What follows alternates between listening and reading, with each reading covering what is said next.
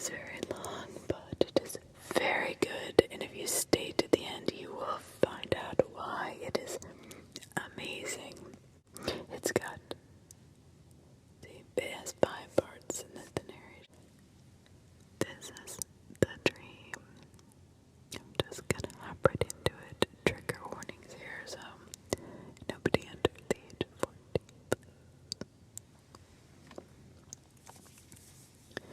I had a weird dream last night.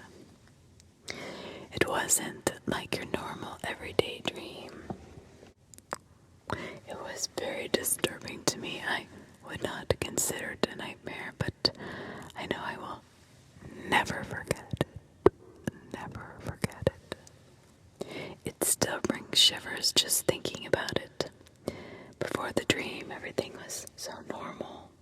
Saturday had arrived after a long, tiring week of work. I was an IT technician. It was a kind of job where we would assist customers varying from software issues to networking ones. Occasionally the job would require us to meet on their turf to provide on-site services.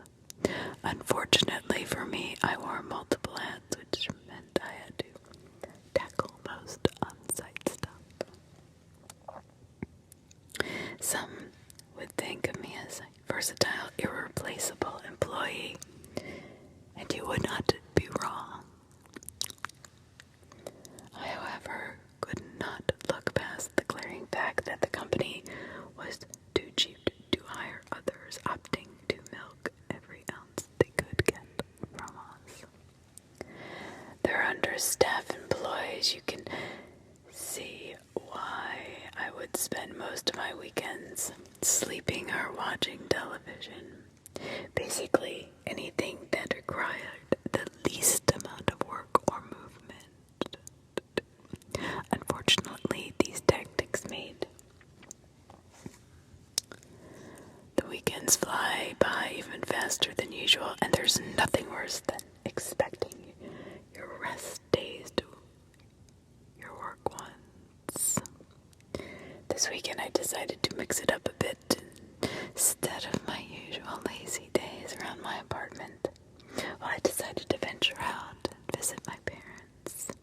I hadn't been home in 2 years, and last time I spoke to them, I don't think I can even recall.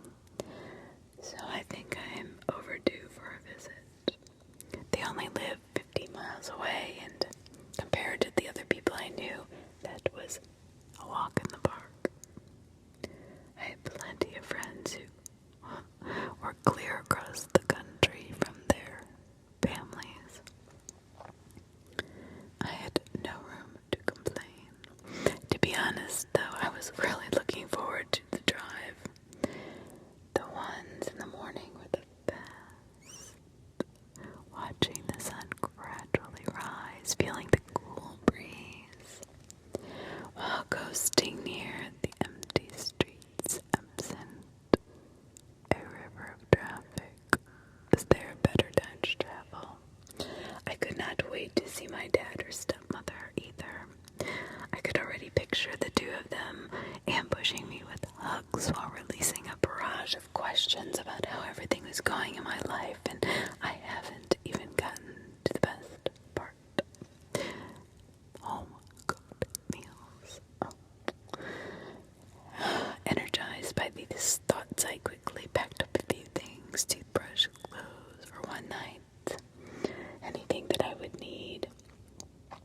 For a second, I thought about giving them a quick heads-up call to let them know I was gonna come by, but I refrained, thinking it would be better if my visit was a surprise. After my car was loaded, I pulled out of my apartment area and began the drive. And as expected, the sun had barely peaked beyond the horizon. The drive itself was smooth and fluid, with barely any other cars on the road. Just the way I liked it. As early as it might have been to me or some people. My parents are very early birds. They get up at the crack of dawn to maximize their day, taking care of small things throughout it, cutting grass, morning runs, errands, etc. It didn't take long before I reached my old hometown. I was met with a familiar setting, rendering old memories. Almost at every angle I could recall some event from my life while growing up. It wasn't until I looked in the rearview mirror that I noticed I had a smile pressed on my face. There was no hiding it, I guess. I was happy to be home. Eventually I reached my neighborhood, turning onto the street where my parents lived. From the distance I could see their house at the far end to the right. I drove down the street, glancing left and then right, attempting to see if old neighbors were still present at their homes. Just from a glance I could recognize what houses had new people and which ones had familiar faces. Only a few were actually up and outside. One person in particular, Mr. Harris. He was infamous for always attending his yard. He was mainly seen cutting the grass and did so in full jumpsuit, regardless of how hot or cold the weather. You know, it kind of vaguely resembled the ones prisoners would wear, except it was navy blue instead of orange. Whatever. Reaching my parents' house and parked next to the mailbox. I looked at the driveway. It had my dad's car in it. My stepmother's car was usually kept inside the garage, since it was a newer vehicle. The house itself was pretty big. 2 stories with all white siding that made up its exterior. It had burgundy shutters to accompany each window and a decent-sized porch with a bench on it. After parking my old car and walking up to the door, I could already see the screen door closed to allow the cool air through. The aroma of bacon and eggs filtered outward, along with the sounds of talking and moving around. Despite still having a key to the place, I rang the doorbell. Instantly, I heard my dad's voice grumpily questioning out loud who in the hell would be visiting at this hour. I could hear his footsteps tromping over her until he emerged into the entrance hallway. I could see his eyes widen and a smile grow on his face. He called out for my stepmother to come over to him. When she did, I was met with a loud cry of joy as she raced over to the door, opening it and pulling me in for a vice grip hug. About 10 minutes or so after I got in there and the hugs had ended and the greetings, I was finally able to settle in. I brought my stuff inside and into my old room, which was in the basement. The basement, of course, was finished and had a big television in front of the couch, along with the washer and dryer down there. It was almost like a second living room, perfect for having guests over or even a tenant for renting. The day went by fairly quickly. I spent most of it talking to them about my job, politics in the world, and other recent events, blah, blah, blah, yada, yada, yada, the normal stuff. It was not until the evening when my dad announced that in his spare time he had managed to convert all the old home movies, tapes onto DVDs. My dad was always the type to keep busy.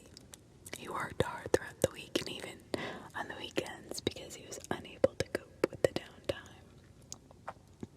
It was in these times that he would keep himself busy with small side projects.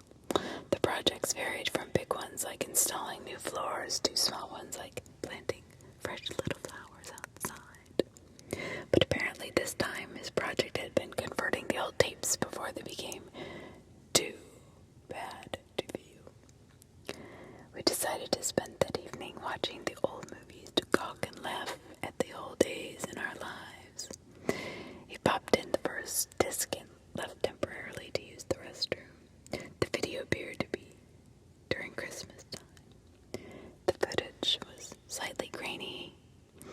tracing a few white streaks across the screen. The timestamp in the corner read December 25th, 1991. In the video, we could see a big tree in the background, heavily decorated with tinsel and ornaments. Below it, a multitude of presents covered the floor, varying in size. Off to one side, my mother, my real mother, very young in appearance. She must have been at least in her mid-20s at the time. I never had a chance to know her. My father had informed me she had died when I was too young to remember. I only recognized her from the photos I had seen lying around the house. It wasn't until I was old enough that my father explained her death was actually a murder. A murder. Some crazy loon had broken into their apartment and shot her. He didn't really like to speak about it, and I couldn't blame him. Because of his feelings, I never pressed him more about it. But I was curious. The camera in the movie set fixated without shaking, giving the assumption that it was on a stand. Soon after, my father appeared from behind the camera to join her on the ground. He too was so young in appearance.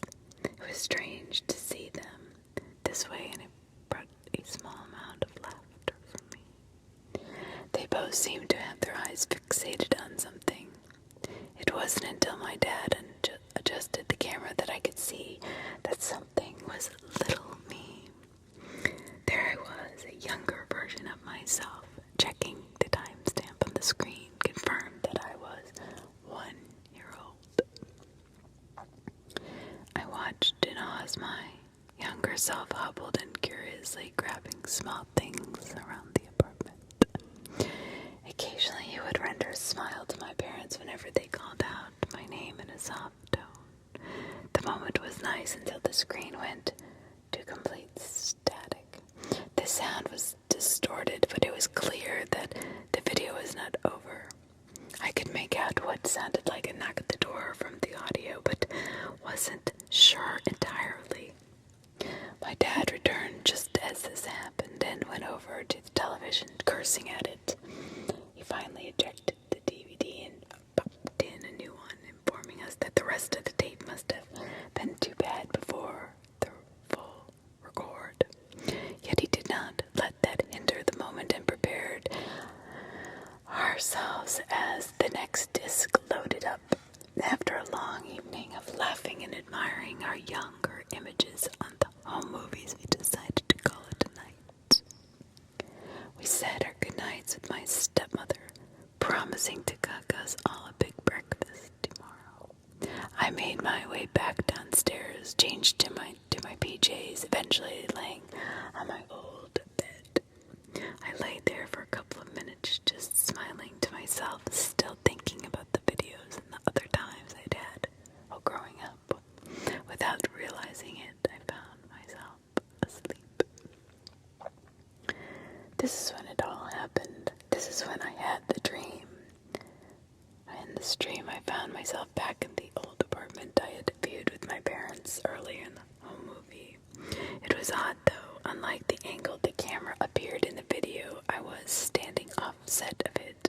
It was an angle that did not appear in the video, and yet somehow I could see more of the apartment with greater detail. From the kitchen in the back, its sink full of dishes, to the pictures hanging on the wall. I wasn't sure how this amount of detail was applied, because clearly I was just a child at the time, and remembering this would be absolutely impossible. However, there was a possibility that my brain was just filling the gaps of the apartment with places I had been or seen, and but deep down I didn't really think that was true. I think that I really recalled what was there. I actually felt like everything being presented was exactly how it was at that time. Around the apartment, it was clearly Christmas time, like the video. I continued to look around and noticed my dad standing behind the camera exactly like in the video, and my mother sitting on the floor in view of it. As As if on cue, he walked from behind the camera and sat next to my mom. It was literally like being present in the footage, scene for scene. I attempted to grab my parents' attention. I tried calling out to them, waving and even touching them, but it was like I didn't exist. They could not see or hear me, and my hands went through them, and almost as if I was a ghost. My dad then shifted the camera to where I could hear my younger self going and hobbling around to my side. I watched as the younger me began playing with the book, curiously trying to figure out the object. But suddenly there came a loud banging at the door. The noise startled me. Startled me.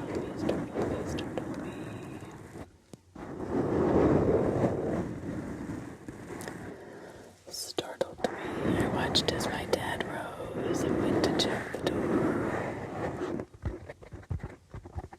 It had 8 little people. I recalled that I remember hearing what sounded like a knock. From the distorted video, I heard my dad mumble something in a confusing tone. It's something around the grounds of the beagle was either being covered or that somebody was standing really close to it. At this very moment, I got an uneasy sensation in my stomach. For whatever reason, I got the feeling that opening that door would be a mistake.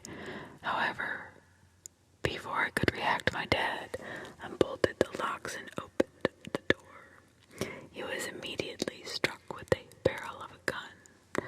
I watched in horror as he grabbed his now bleeding head in pain. The assailant kicked my father back, causing him to fall over to the next to my mother. My mother let out an ear-splitting scream in fear. The assailant came through the door, shutting it softly behind and locking the bolt across. Afterwards, the assailant gave off a hiss sound to my parents. Hearing the voice confirmed that it was a man, he stood absolutely silent, pointing the long-barreled gun at my parents, my frightened parents. I was too frozen in fear to even know. I could not be seen. The man wore a long black cloak over his body with a hood draped over his head. A few chains were attached to his belt, right at his waist, and were hanging. When I looked closer, there were several faint gray inverted crosses on the side of his hood, and on the back of his cloak was this guy a part of some twisted religion, a cult. What the hell is going on? What the hell is going on?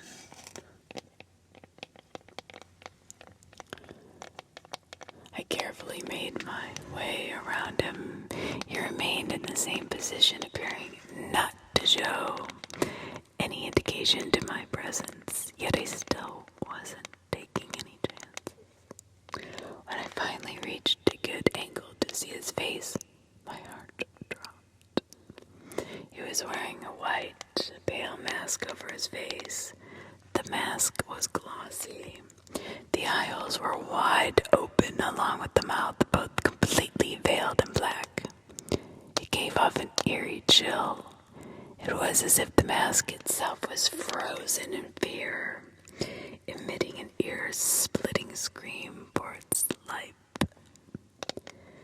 We all just remained still with what felt like a long hour. Finally, my dad managed to mutter a question to the man, asking him why was he doing this. The man, of course, remained silent. question. My mother was still whimpering to herself while my dad kept his head low, applying pressure to the wound on his head. He repeated the question with more anger and vigor in his voice. The man finally made a move, taking out a second pistol from within his robes. With his other hand, he raised and pointed it in my direction. My heart began to beat rapidly against my chest, more than it had already been beating. Could the man finally see me? Had he always been able to see me?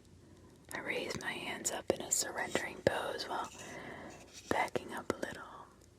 When I did, I realized the angle of the gun was slightly off. He was pointing it in my direction, but not at me exactly. I turned my head to see that he was in fact pointing the gun at me, but the younger me. My mom let out another shriek, and when the man had the gun in the direction of my 1-year-old self, of course, being 1 year old, I didn't seem bothered by the gun. In fact, I was still playing with the book from earlier. Oblivious to the whole situation, what was the man planning? Did he break into? Why did he break into begin with? He clearly did not want anything from my parents. They didn't have anything expensive at the time. And more importantly, why was he pointing a gun at a 1-year-old? My heart dropped even further when I heard him cock the gun. What reason would he have for doing this? What would it accomplish? My mother attempted to move towards me, but the man refocused his gun on her, cocking the weapon as well. I looked back at my younger self, who in turn looked up at the man, giving him a blank, innocent stare. The man appeared unfazed, solid in his stance. I could see his fingers slowly squeezing back on the trigger. Heart still racing. I quickly moved into the path of the gun, hoping to obscure his view. Realizing it would not make a difference, I decided to grab the gun, but my hand passed through it like before. I could not touch him. His finger gradually continued to squeeze back on the trigger. It was like viewing the moment in slow motion, taking forever to occur. Unexpectedly, I found my mind being flooded with images. They were images of people. They looked to be people I knew throughout my life, or lives.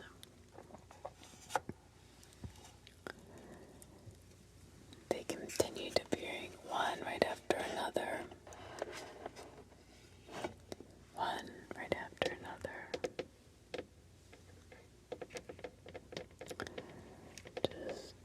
I could not take all the images at once. It was too much, and they persisted. I found myself on my knees as the images began to appear at a faster rate. I was now gripping my head, literally to a great scale color. I looked up slowly, but when I did, I saw the flash of the barrel of the gun go off, followed by the sound of a long, endless bang. I turned around to find the lifeless body of my younger self lying on his back. A bullet bud quickly formed around him. The air was silent. My parents were speechless, frozen in disbelief. How could this be? The man lowered his gun, eventually letting it drop to the ground. We all remained completely still. He proceeded to lift his hand, removing his hood. Afterwards, he slowly removed the mask from his face. My eyes could not comprehend what they were viewing. This man, this murdering, psychopathic, religious nutcase face was my face. My face. He had the same face as me. The current age as me. Tears formed in his eyes and slowly made their way down his face. He turned to my parents. A small smile formed across his face. It wasn't a twisted evil smile or a satisfied one. No. This smile, his smile, and his eyes held a deep sense of sympathy. With it he spoke with quivering words. I'm sorry. I had to do it. I did you a favor. Forgive me. Without warning, a blinding white light appeared out of nowhere.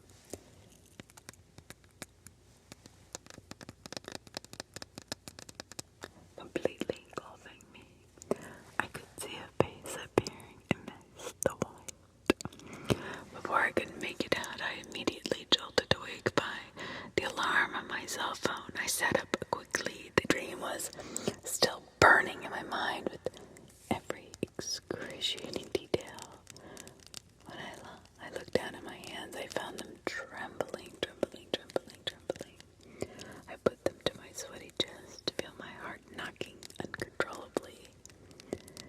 What the hell kind of dream was that?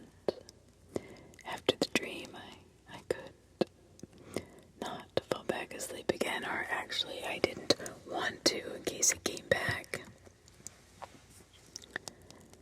It had been too early in the morning. So lucky for me, my parents would soon be up as well. This thought comforted me, for I did not want to be alone anymore. As expected, I could soon hear my stepmother adhering to her promise, cooking the large breakfast upstairs. Before heading up, I made sure to compose myself in the best manner I could.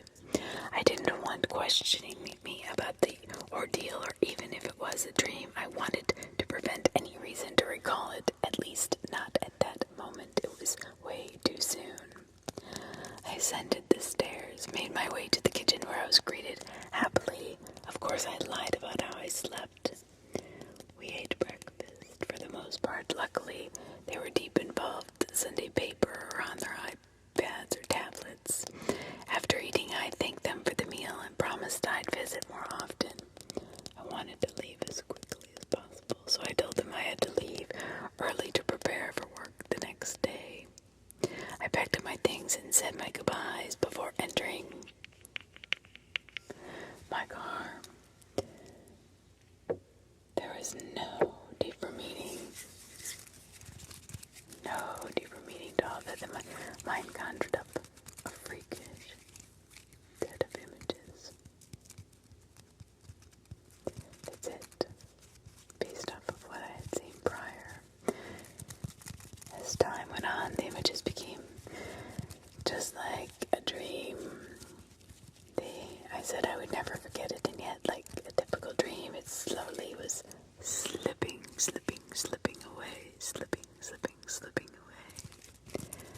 I was ready to head back. Before I could turn my car on, my phone went off. On the other end, my boss. He asked me how I was doing and if I was willing to do an extended on-site service for a client, possibly a week or two, depending on the number of computers. The project involved establishing networks and accounts, and mentioned that the client would provide room and meals. Seeing nothing wrong with getting out of the office for a while, I agreed. And asked who the client was. He told me it would be a service provided for an independent church. The congregation room. I was particularly excited about this on-site job. Later on that evening, my boss called again and filled me in on more details about the request. He told me about traveling to the church, that it was way out in the middle of nowhere, in the most secluded towns in America. He gave me strict instructions instructions to abide by their basic rules and not to offend them, but anyway, apparently they had paid quite handsomely for the services, and he wanted to be sure our company kept every single time. He did note that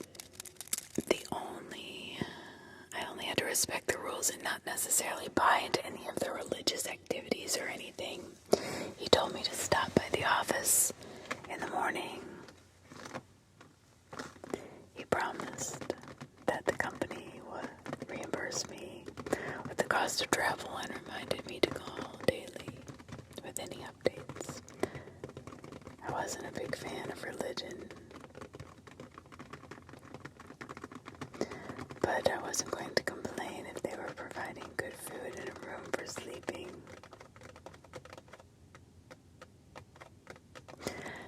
Again, it was a chance to get out of the office for a few days.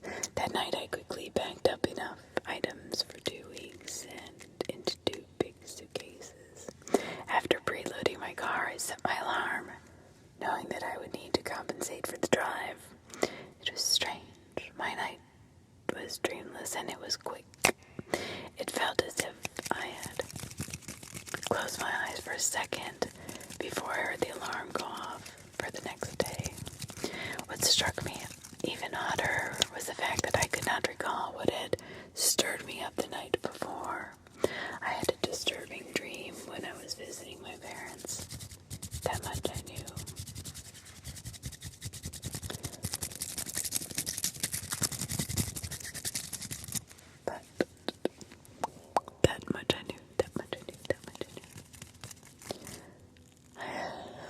But that's all I knew.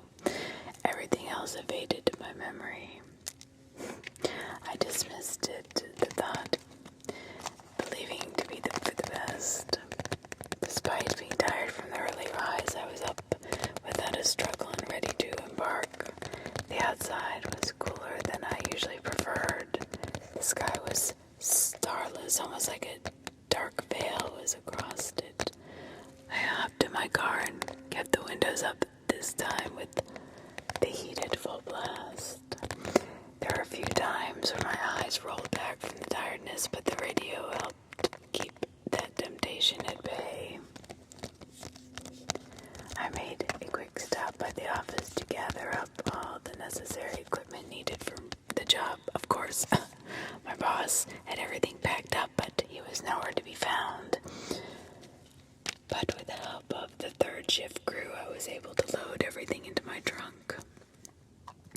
Afterwards, they provided me a set of GPS directions provided by my boss.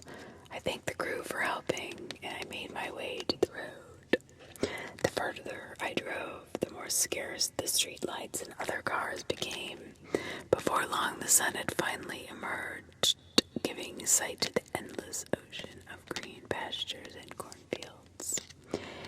Even though as the pastures came to an end, and as soon as I found myself swallowed up by the dense patches of trees, my car barely managed to remain on the thin, rough path. Before I could hear the rocks and twigs crunching under the wheels, I held my breath a few times, slowing my vehicle down, hoping to not incur a flat tire, which was the last thing I needed. After what felt like ages, I finally came across a fairly large building ahead. The building itself was an old structure standing tall and stretched far back into the woods. Its appearance was withered, made of old wood, pale, decayed. It swayed a few times at the course of the wind, letting off a most disturbing groan as if suffering, wishing to be out of its misery. Truly, it was amazing that such a building had already collapsed. Continuing to approach, I could make out more of its structure. The building appeared to be 2 stories. Its front was rather plain aside as monotonous row of windows, a story of 3 that ran across the second floor. The windows themselves themselves were elongated, running along the sides of the building as well. I was thrown off by the sight of this structure. My boss had informed me that this would be a church. It wasn't much of a churchgoer, but the building before me looked like an old warehouse or boarding home rather than a place of worship. The rugged path led up to its entrance. In the front of a set of double doors, I could see a long figure standing, waiting for my approach. It was an elderly man in his mid-50s, in a gray suit and black tie. He immediately made his way to me, and when I parked, his walk was hobbled by elegant in poise. A little bit hesitant, I gradually let down my window, greeted by his big toothy smile. "Afternoon, son," he said, a strong country accent. "You're the technician we've been waiting for." I was taken back by his overpowering cologne. It smelled like a poor concoction of baby powder and sunflower seeds. He was balding towards the top of his head while his snowy white hair grew around the edge like a crescent. Deep wrinkles were pressed across his face and seemed to grow in number with his smile. Slightly shuddering, I answered, "Yes, sir, pleased to meet you." He gave off an old man's chuckle and, still housing his toothy smile, "There's no need to be shy, son. I'm Reverend Gary Gooden. You can call me Gary. Welcome to Peach Herb Country," he said, extending out a hand. Nervously, I shook it. "I'd like to personally thank y'all for coming all the way out here. I know it must have been something for y'all. I hope y'all didn't get lost in the way over." For some reason, I couldn't find my voice and only shook my head. "That's good. Look here. Why don't you swing your car right around to the side and I'll get one of my people to help you get your stuff settled in. You don't have to lift a finger around here, you understand?"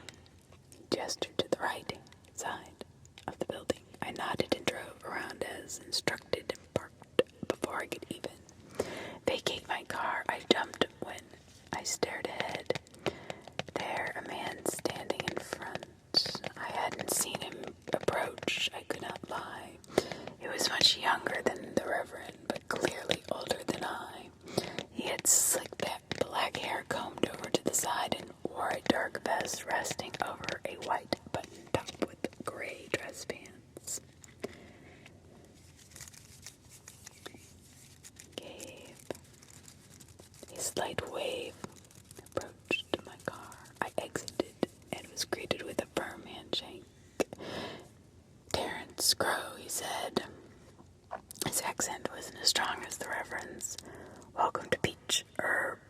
I could tell that his smile was forced. His eyes looked annoyed, but I thanked him. "Y'all have any luggage on you?" he asked. Yeah, I said, "It's in the back." I unlocked the door. Before I could turn around, the man quickly swooped over to the passenger door, opened it, and pulled out both suitcases.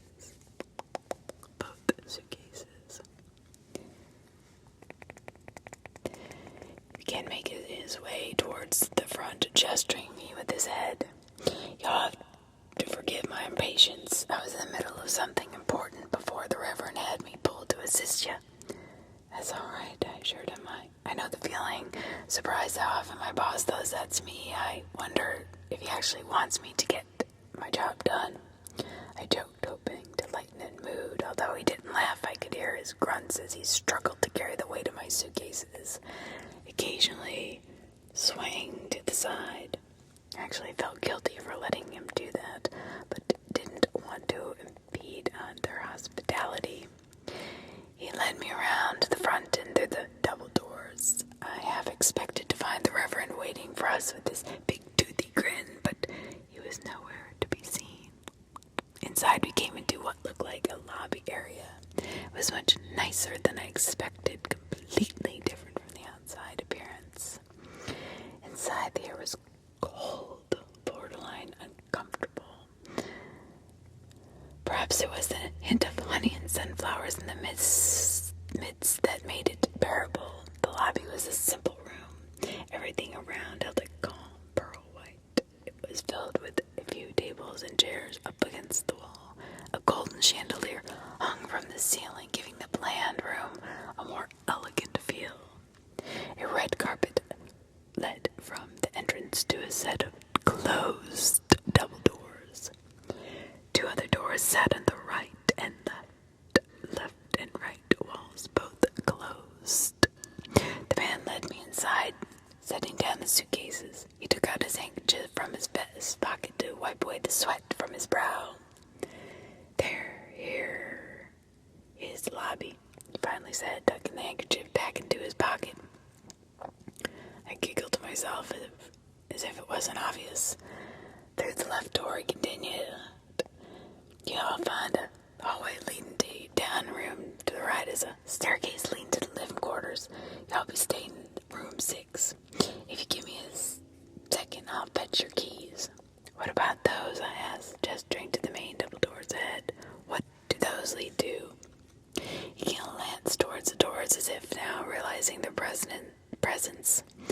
Those lead to the congregation room where we conduct our services.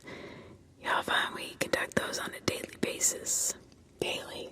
Don't you think that's a bit much? I said jokingly. Whatever happened to once a week? Again, he didn't laugh, his face stern and solid. Mr. Pale. Marcus Pales. Sorry, I never did introduce myself, I replied. Right, Mr. Pale, this is a church. I'm sure where y'all come from once a week will suffice. But here it is our lifestyle. He paused, peering into my eyes. Y'all do attend church, right? My eyes must have truly given it away. He smiled, shaking his head. You're not much of a religious man now, are you, Mr. Pale? The tone of his voice matched his face. I shrugged slightly, taken off beat by his question. No, I guess I'm not, I answered. I see. Please forgive me when I say this, but maybe you should just keep your mind on your job then. This is the reason why you're here, you understand? Yeah, sure, I replied dryly. Good. I'll be back with your keys. I just stood there, the nervous feeling had subsided. Now what I felt was awkwardness. What was the guy's problem with me? There was no need for his rudeness. The pity I felt for him earlier was no longer, yet it shook off, remembering that my boss said not to offend these people by any means. 5 minutes went by and I found myself still standing there. What the hell was taking so long? He made it sound like the keys were right behind the door. My eyes began wandering, bouncing from one side of the room to the next until finally settling on the double doors. The double doors, double doors, double doors. They had a symbol, an emblem of some kind imprinted down the middle of them. Curious, I walked over to them to get a better look. The emblem on the white doors was golden, almost looking imperial-like. It resembled a face, no matter what it was. Maybe it was a flower, I don't know. It was surrounded with what appeared to be a wavering cloak of some kind. Did it have to do with their religion, I wondered. Still curious, I glanced over to the door where the man had disappeared behind. Finally, I returned my eyes back to the double doors. They had fairly large barred handles acting as the knobs. I was hesitant, but I slowly reached out to one of them. When my hand made contact, I felt a hint of warmness. Well, this was peculiar because the room was so cold, and how could this be? The handle felt as if someone had just recently, perhaps a minute ago, touched it. I jerked back on it, but the door didn't budge. I tried a few more times, but unsuccessful. It was locked. I looked around to see if there was a keyhole. Maybe I could peek inside. Instead, I found a small indent next to the handle. The indent was no bigger than a quarter, maybe. Could this be the lock?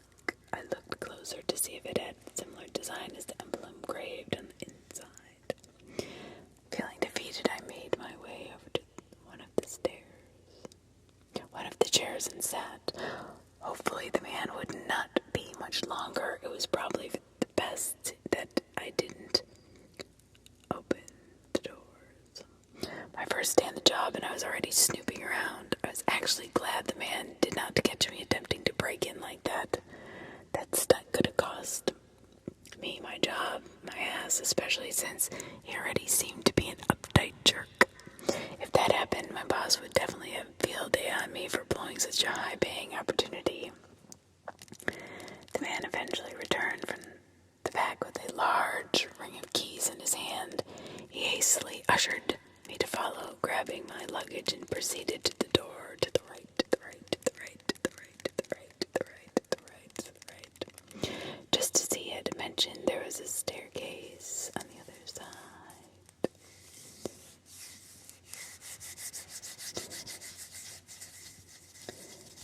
This area appeared more on par with the outside appearance of the building, looking pale and decayed. Every step we took was followed by a long-winded creak. I was sure that any moment they would give out on either of us, but they never did. We reached the top, came to a long, dimly lit hallway with another red curtain to extend, except this one was long enough to run end to end. The doors in the hallway appeared adjacent and parallel to each other. Electric candles illuminated the area from the walls and between the floor, the doors. The man led me halfway down before halting at the door to the right. "This is your room," he stated, unlocking the door. The door produced a loud creak as he opened it. I braced myself, expecting to find a poorly conditioned room, but was met an agreeable sight instead.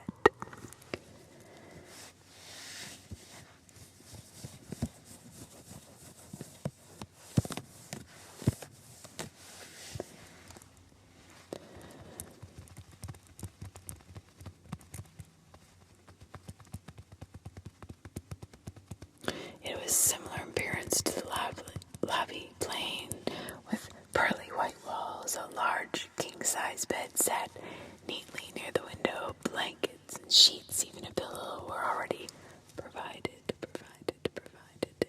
In the corner sat a sturdy wooden desk with a brass lamp on its seat. A tall bookshelf was leaned against the wall of empty books. Well, that was kind of odd. Why would they have an entire bookshelf full of empty books? No books, why have a bookshelf? Definitely confusing to me. Definitely confusing.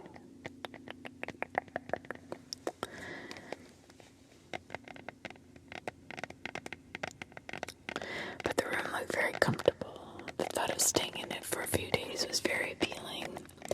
And the lamp man placed my luggage near the dresser. "You can put your clothes up in here. Breakfast is at 8, lunch 12, dinner at 6 sharp," he stated, handing me a key from the ring. "You're welcome to wear whatever pleases you to the meals. Just make sure you're not late. We don't start eating until everyone is present." 8, 12, 6, I repeated. "Got it." "By the way, Mr. Bale, I'm interested to know how you propose to conduct your work without any of your supplies."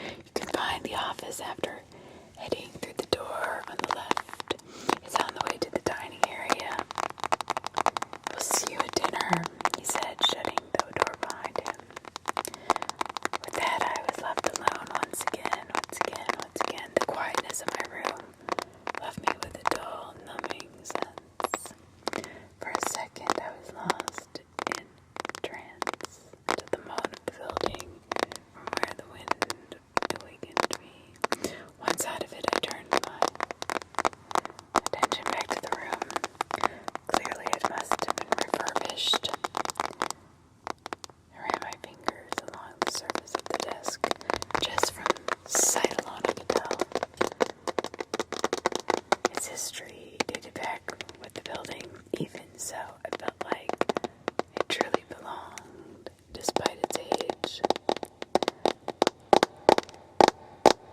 I made my way over to the windows.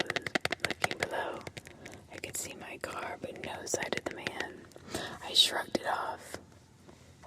He could have just taken as long as he wanted, as long as he didn't break anything, I thought. I smirked at this and returned my attention back inside. My eyes fell on the bookshelf. Although it was empty, several imprints from books could be seen in between the dust. The size of the prints indicated they must have been fairly large books. Near the edge of the shelf, I could see a dragging marks as if someone had removed all the books, maybe in anger, perhaps in fury. I don't know. That was probably done on purpose. I don't blame them. These people seem like the secretive type. They probably didn't want me looking through any of their texts. My eyes floated over to the bed. It looked very tempting. I wanted to just crash on it, but I knew I had to call my boss first. I promised him that I would inform him of any updates, even though I had not started yet. I could at least inform him that I had arrived on time. I pulled up my phone and checked for a signal. It was hovering between 1 and none. This wasn't a surprise considering where I was. I played around with its positioning, first raising it higher, then to the side, and then to the other side. I had no luck though. I even tried holding it closer to the window, but still no service. It was unsuccessful. It's possible that it was just the room blocking the signal, so I made my way into the hallway, keeping my phone stretched out. My eyes fixated on it. I moved around the hall aimlessly, still changing its position. Eventually I realized how pointless it was. I decided to see if I'd better look outside. I went downstairs and into the lobby, checking my phone along the way. Feeling the frustration build up, I aimlessly swung it around, threatening to just toss the useless piece of junk. Without warning, I was thrown off by a loud scream. Following came a voice that yelled, "Hey, watch out!" I was stunned, almost jumping out of my skin. The voice belonged to a young woman, a quite attractive one to say the least. Her emerald green eyes flared at me in anger. She had auburn hair that curled around her face and over her eyes. She wore what appeared to be black and green Victorian-style dress. The most eye-catching part about her was that she was pregnant. She had to be at least 8 months by now, and how big her stomach was extended through her gown. I'm sorry, I didn't mean to. I stammered quickly. I was trying to find a signal, and I was getting. Her glare softened and a smile formed. She eventually let out a little giggle at my attempt to explain myself. It's okay, really, you're fine. I've forgiven you already, she said. Her voice, she had a British accent. I wasn't sure why, considering everyone seemed to have a country one. You must be the technician I've been hearing about. Yeah, I said, blushing. You've been hearing about me? Well, yes. Of course, she replied. I've been talking about you for weeks. They have been talking about you.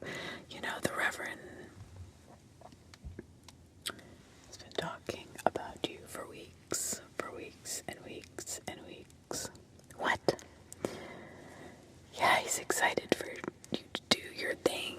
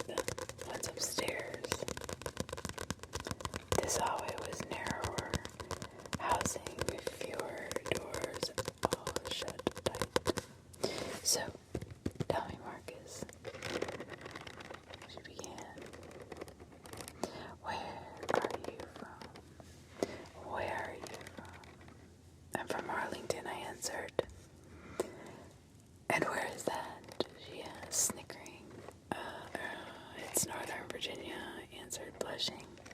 That's quite alright, she said, giggling. I've never been up north before, but you're lucky you're able to travel around. All my life I've been here, stuck here, that's it. I've always wanted to venture out, but what, I asked? No, it's nothing, she said, biting her lip. She came to the door on the left and opened it. Here we are, you can use this phone, she pointed to the side. I thanked her and entered. The room was tiny, just an upgrade from being considered a pantry. It was a small wooden table, cramped.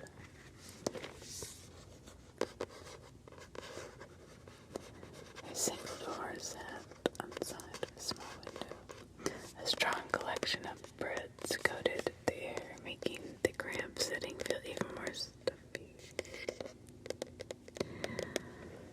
I quickly dialed my boss and informed him of the situation. He was glad to hear that I at least arrived on time and went into a speech about ensuring that I represented the company in the best manner possible, blah, blah, blah. Afterwards, he told me to keep up the good work and to call him tomorrow. After hanging up, I was surprised to find Victoria still waiting for me in the hallway. You didn't have to wait for me, I told her. She smiled. Well, honestly, I have nothing better to do.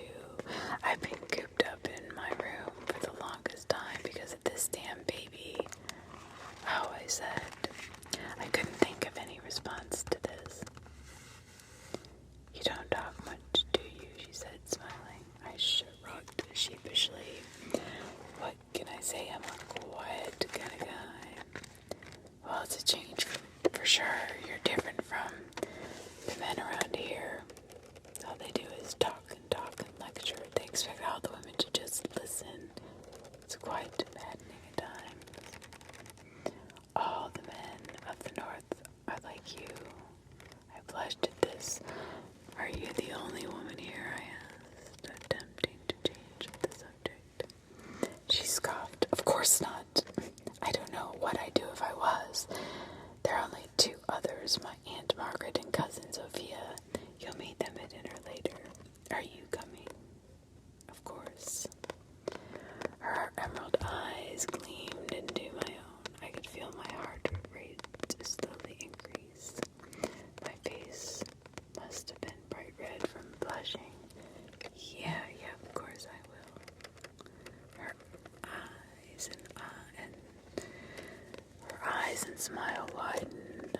I've been bored for the past few days. You want to go on a little adventure? I repeated. Yes, I could give you a tour of the place. I'm sure you're wondering where everything is at. I hadn't really thought about the place as a whole. The only area that vaguely interested me was the room behind the double doors, but I didn't feel comfortable asking her. Sure, why not? I said. Good. She wrapped her arm around mine. Where do you want to go first? Her perfume had called to me, the smell of sweet berries and honey, and a small, perfect hint of vanilla, perfect for her. You want me to decide?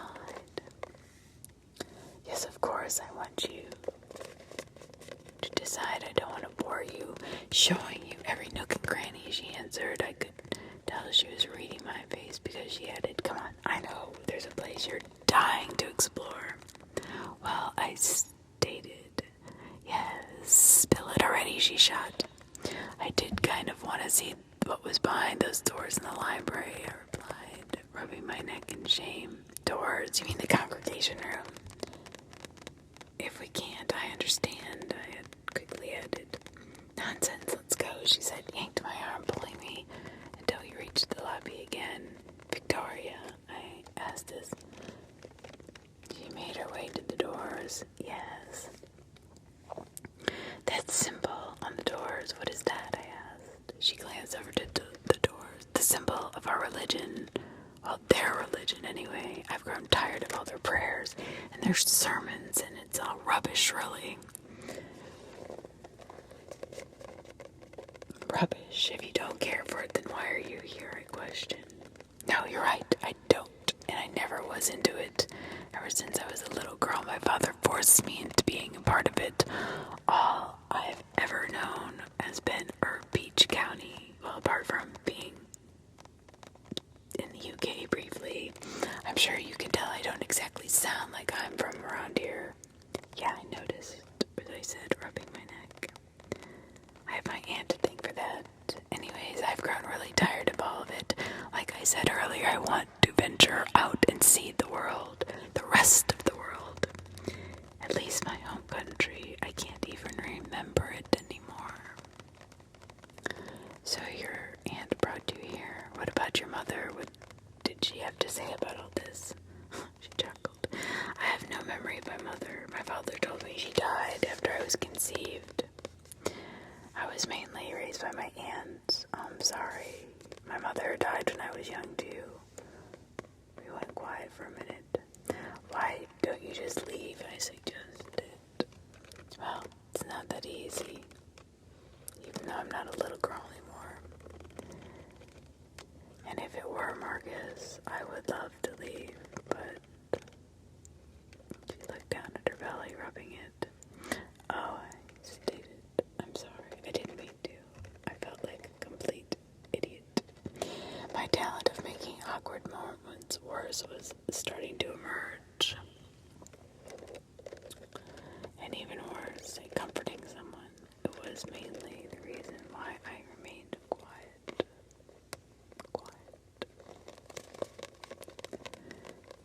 Come on, let's not ruin your tour with my story, she interrupted, making her way to the door. Yeah, I said, feeling guilty without even thinking. I asked, how do we even get in? It's locked, right? A smile returned to her face. She turned to give me a jokingly suspicious expression. How did you know it was locked? See, I told you there was things you wanted to see. You were snooping around.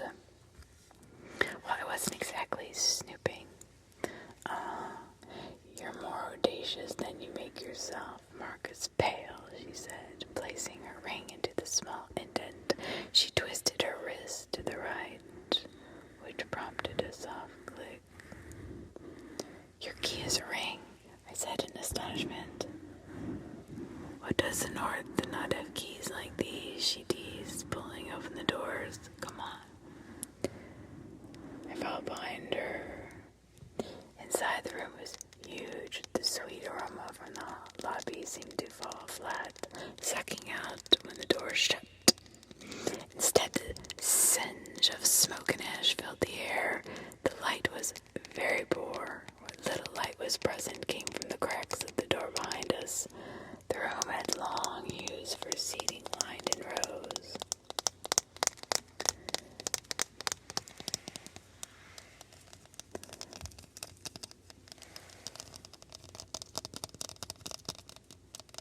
The rows made their way to the front of the room, where they stopped before an altar. From there, a small set of stairs ran up a large podium. Behind it was a flat table on the altar. The table itself was covered in a white cloth. Near the walls stood columns of rigid rock as if crudely carved, connecting to the ceiling. In between them stood a small marble pillar, each housing a brass bowl. What is this place? I must have spoken the question out loud because Victoria answered me. Oh, it's the congregation room, silly. Was something burning in here? I asked. Yes, it's from the candles. It's what we use during our services due to the poor lighting, she answered. Why not just install lights? I brought up. Well, candles are also an important part of our service, she said, as almost it was supposed to be known.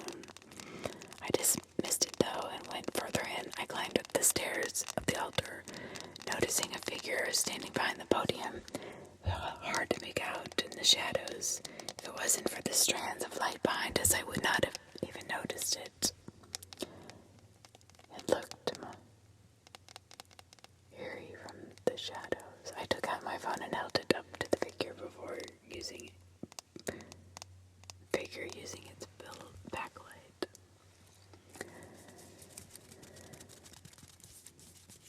I saw almost caused me to tumble down the stairs. In front of me, I saw a tall white statue depicting a strange figure well over my height. Upper body was a very fit man, bearing a strong chest and arms. The arms of the statue hung low, sweeping near its ankles. It only had 1, 2, 3 fingers. Its legs appeared inverted, its knees caving in like a goat's legs. Even more disturbing was the head of the statue. It was a hard sight to bear. The head looked to be a sick cross between a dog and a man. It wasn't like the typical depictions like in Egypt. This head was like a dog and a man simultaneously. It had a long, narrow snout that seemed to morph into the mouth of a man.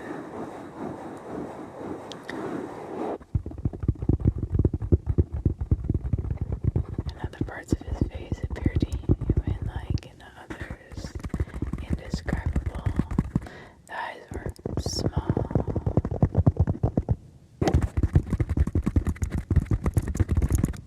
and beady.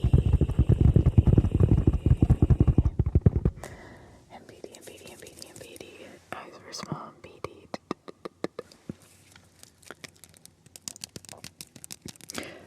Staring firmly off into the distance, it held a third eye, larger in comparison to the other, in the middle of its forehead.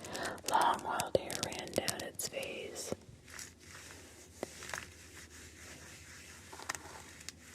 Its shoulders with horns protruding from its back. The statue as a whole stood in a confident pose, as if knowing its presence was significant.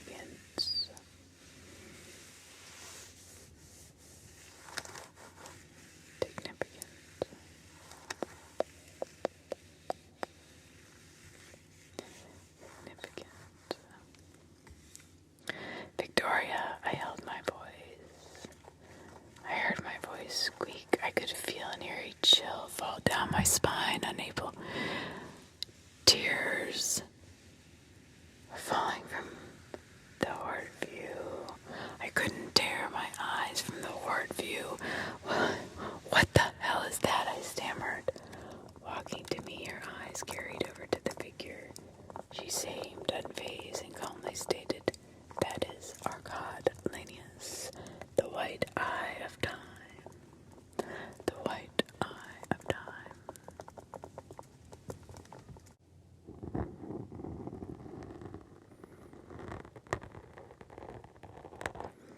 "What's wrong, Marcus?" Victoria asked. "You look absolutely pale. Are you frightened?" The light from the cell phone I had dropped reflected back to my face. Even with its light in my eyes, I could still make out the horrid figure looming before me. Did you say you're God?" I stammered. "You worship the thing?" I asked, still unable to peel my eyes from it. I took a few steps back. Losing my balance in the process, instantly I fell back, slamming into the seating yews behind me. A sharp pain erupted from my back as I could feel the rush of air painfully forcing its way out of my mouth. I guess it was true that the wind could literally be knocked out of me. I remained still, feeling the pain surge from my back. Marcus, are you all right?" Victoria asked, rushing to my side. "Are you hurt?"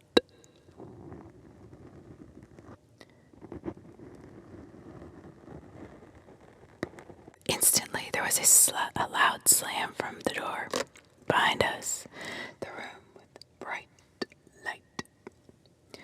"What in the hell is going on in here?" An angry voice yelled out. Victoria popped up. Nothing. We were doing a little touring when Marcus had a tumble, she said, addressing the voice. "Marcus," the voice responded in surprise. "You brought an outsider into our area of worship." I could hear the footsteps moving at a high pace until they halted next to me. My eyes had not completely adjusted to the light yet, so all I could see was a partially lit figure. A man, at least. I didn't care who it was, though. They sounded angry regardless. This could be the moment I was going to be sent home. He fell. I'm not sure if he's injured himself or not, Victoria continued. The man sighed. He does look pretty banged up. Hey, can he at least move? He asked, looking down at me. Well, I hadn't tried yet, but I attempted to move my arms and then my legs. Despite the lingering pain from my back, nothing appeared to be broken.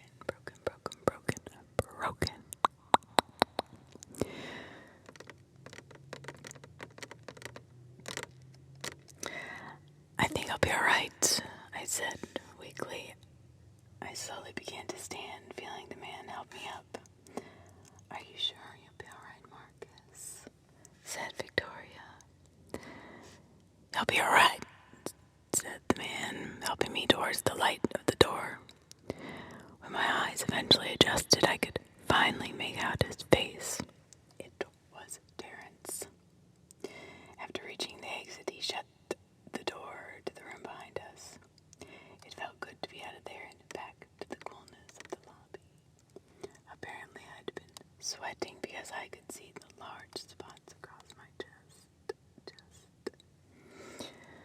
"Now, look here.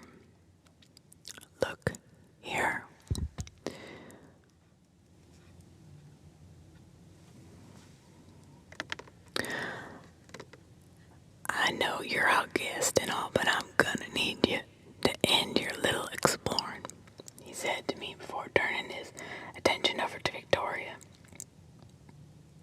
"As for you, you ought to know better. Matter of fact, you should be resting. We're lucky that didn't happen to you now with that baby. No more exploring. Everything else like this might happen again," he said sharply. I felt like we were both being scolded as if we were his children. "Children, just remember, you're here for a job," he said, returning to me. "So if you'd stick to that, y'all be fine. Now, you guys go wash up. Dinner will be ready soon.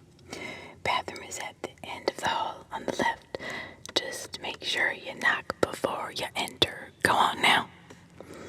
I nodded weakly, catching Victoria's apologetic eyes as I turned to leave. I wasn't mad at her for what had happened. How could I be? It was my own fault for clumsily falling like that. I made my way back upstairs and I cleaned up. By the time I finished, the time was 6:03 p.m.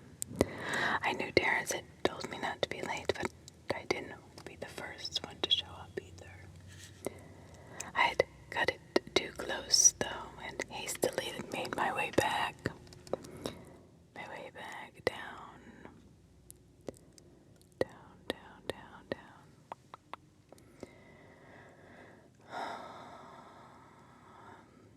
My head was throbbing.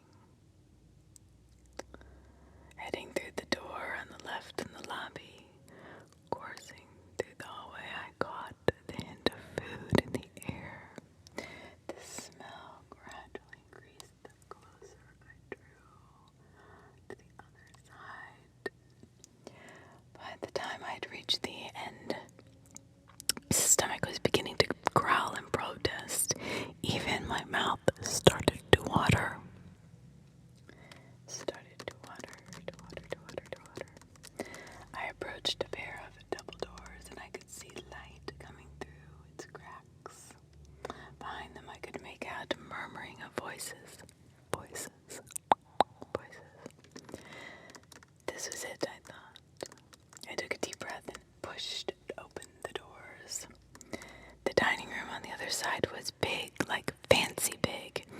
The vibe I felt reminded me of the formality back in the olden days. Early 1900s maybe. Several antique cabinets stood up against the walls. They had glass doors, the insides filled with priceless looking treasures. Treasures.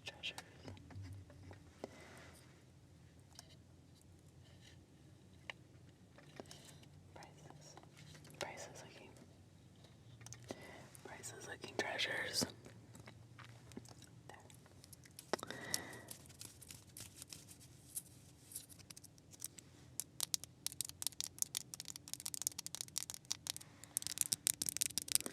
Portraits ran along the walls, portraying the faces of people, possibly ancestors of the sort, their eyes firmly staring forward as if a silent audience to the event.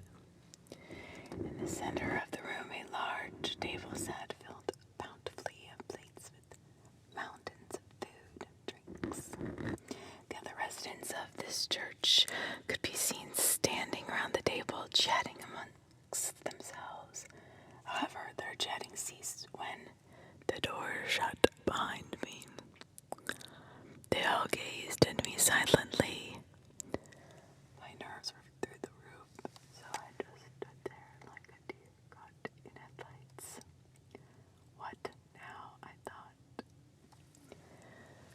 Finally, one woman spoke out to me. "Ah, you must be Marcus. Welcome, my dear." She had a British accent like Victoria's, and I quickly assumed that had been her aunt. She was most likely in her mid-40s with a face lightly stained in wrinkles. She had dark hair tied neatly in a bun and wore a dress similar to Victoria's, but with more red in it. "I'm Margaret. Pleased to meet you," she said, walking to me. After shaking my hand, she guided me over to the others around the table. There were 4 others. 1, 2, 3, 4 others. One woman, she was introduced to me, Sophia. Apparently the cousin Victoria had mentioned. I was surprised to hear she did not exhibit the same accent as either of the two, instead having the same country one as the Reverend. And she was much younger than Margaret and probably just a few years older than me. The next person was Terence, who I had already met. From him was another man about the same age as him named Jesse. Lastly, he showed me Victoria. I couldn't hold back my smile when I saw her. She returned one as well. Margaret caught sight of this. "I take it you've already met my niece," she stated with a teasing smile. Well, I started beginning to blush. "Yes," Victoria spoke. "I was showing Marcus around earlier, trying to get him familiar with everything for when he started his work." "Oh, I see," Margaret replied. "Well, come now, dear. You sit over here. Over here." She led me to an empty chair near the end of the table next to her.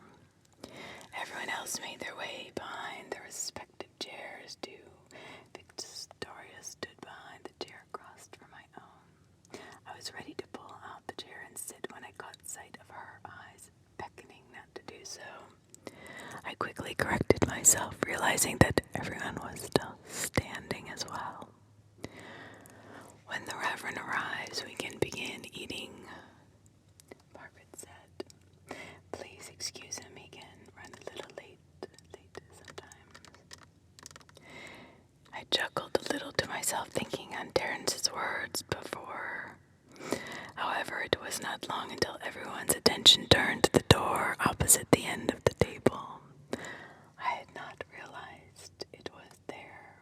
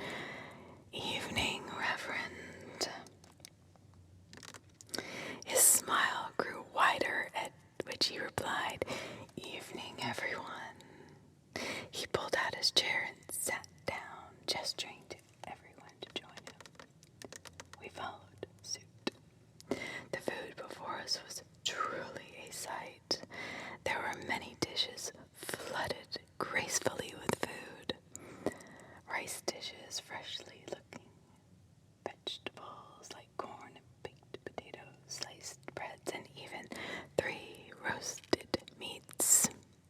A large silver plate set before everyone, along with rows of forks and knives around it. I noticed the main wine bottles spaced up along the table. The food looked simply amazing, and I could not wait to eat, but was hesitant to make a move, unsure of their manner of etiquette.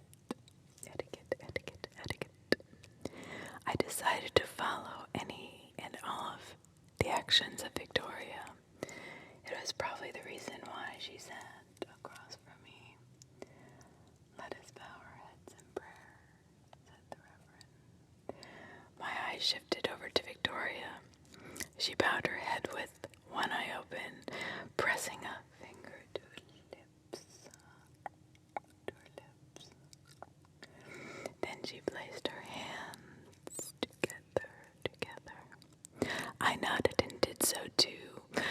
From then, the air was silent. I wasn't sure how much time had elapsed, but it felt long, at least 5 minutes. I opened one eye to check to see if everyone was still praying. Everyone, including the Reverend, still had their eyes shut. I could see all of them mouthing something silently to themselves. Margaret, I could see, was holding tightly to the charm from her necklace up to her forehead. I could only make out partial amounts of it, but I was sure it was the same emblem as the congregation room. I also noticed that everyone had a similar ring like Victoria on all their finger.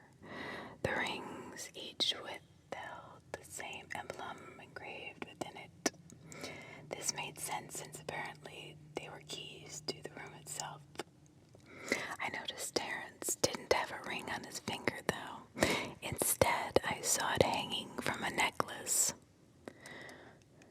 When I looked at the Reverend, I saw that he had two rings. One was the same as the others, but the second one was very different. I could tell the symbol was not the same, but the way his hands were positioned made it so I could not distinctly make it out. "Amen," the Reverend finally spoke out. On command, everybody's eyes opened up. "Let us eat now." He raised his hands out.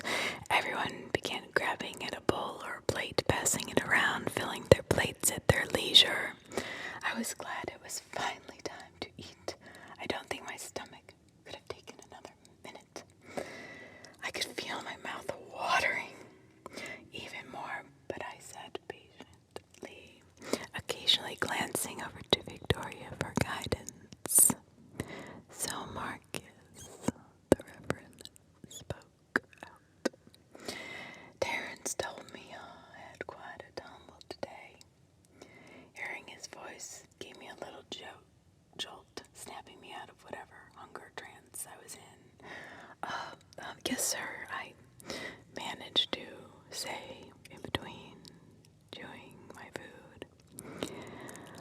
"Oh dear, are you all right?" Margaret asked. "You didn't hurt yourself too badly, did you now?" No, "No,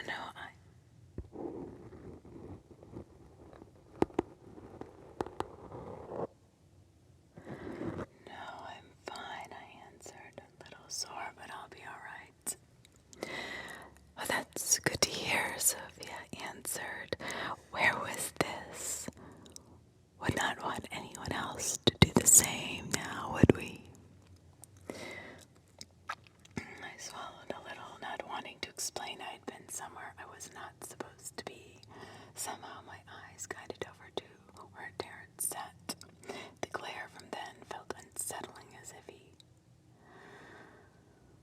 was about to punish me himself.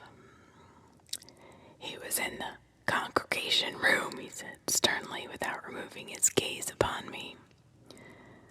"Say what now?" Jessie replied.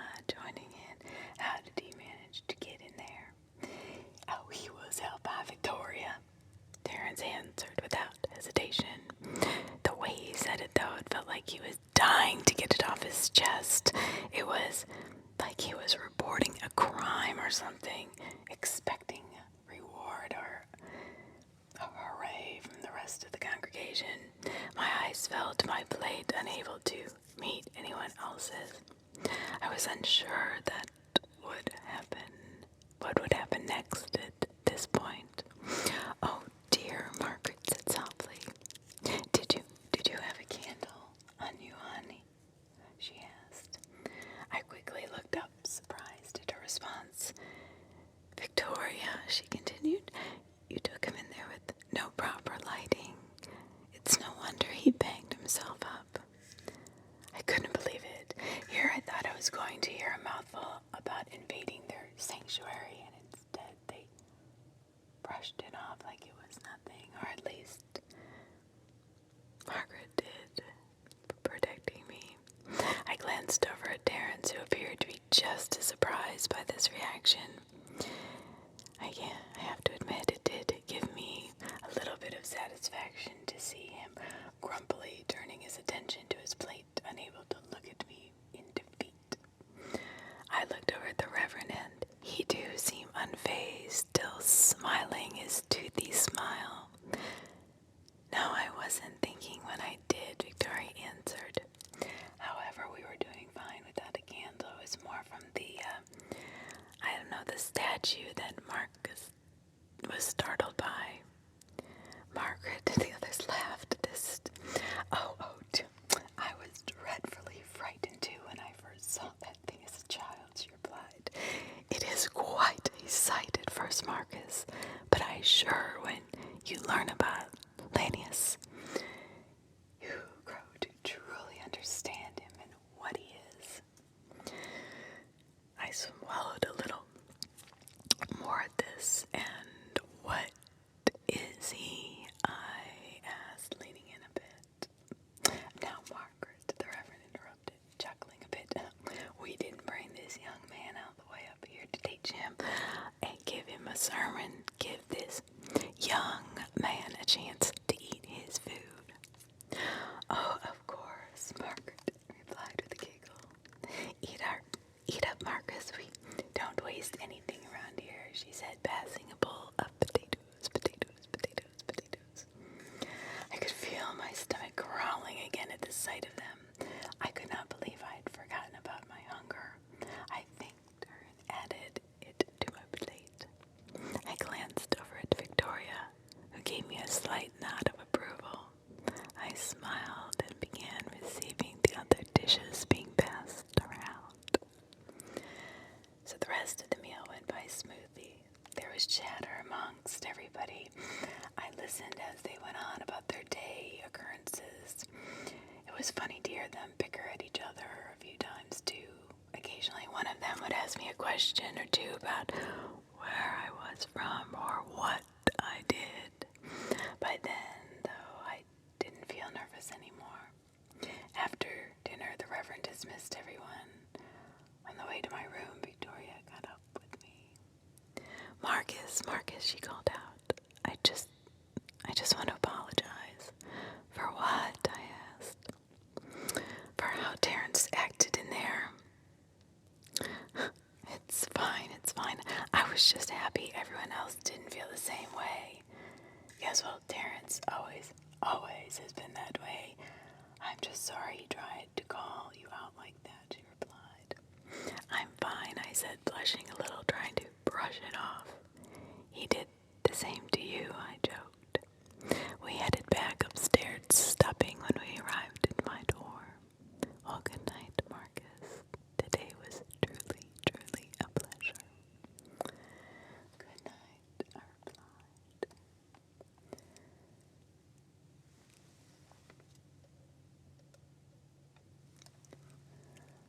I watched her continue down the hallway, stopping a door on the left, 3, 1, 2, 3, away. She glanced my way when she saw that I was staring. Immediately, I snapped my head towards my door, unlocking it and closing it behind me. Inside, I smiled to myself. I quickly got dressed down into some shorts and a tee and sat in my bed. I decided to look for any new messages on my phone. The screen lit up, revealing a surprise.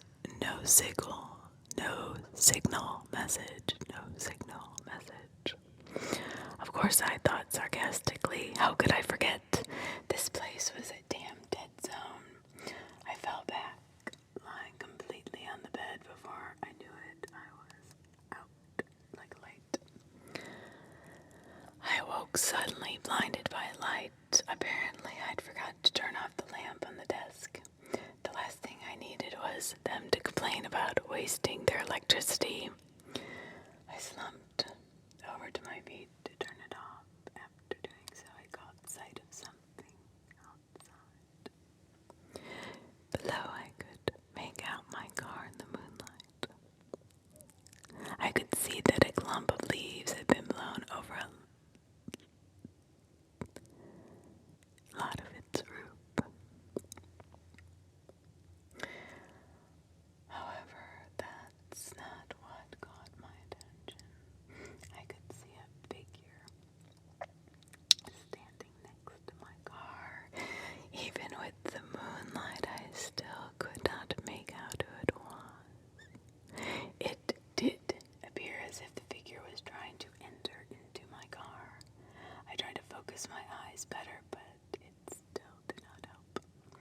I wanted to blame it on my tiredness, but my mind instantly thought about Terrence. Perhaps that jerk was still sore about the dinner. He could have been trying to sabotage my car or something. I ran for my door, ripping it open, and raced down the hall, the stairs. When I reached the lobby, I stopped. The entire lobby was dark. In the air, I could smell a hint of something burning like candles. I noticed a thin line of light coming from the congregation room's double doors. Completely forgetting about my car, I made my way to the doors. I could hear the slight murmur of voices from inside. The closer I got, I pressed my ear up against the door to get a better listen, but I could not make out what the voices were saying. I could hear one voice speaking out loud. When it did, the other voices would speak in unison in the same rhythm. It was clear that they were repeating the message of the led one. The tone and manner they spoke sent a chill down my spine. It was clear this was the church conducting their worship upon whatever the word image was I'd seen. I didn't understand how they could worship such a thing, but they did, and also I didn't know any religion could worship as they did either, so I ended it with that thought too. I decided to let them be and made my way back upstairs. They didn't seem like bad people, so I could judge them based on what their beliefs. I just couldn't. Victoria was a prime example of how someone good came from this. When I entered my room, I glanced out the window one last time, expecting to still see someone below or something. However, nothing was there, and no one seemed to be going through my car, so I shrugged it off. It was possible that there never was anybody or anything there. I slipped back into my bed and fell sound asleep again. The next day, I was awoken by knocking at my door.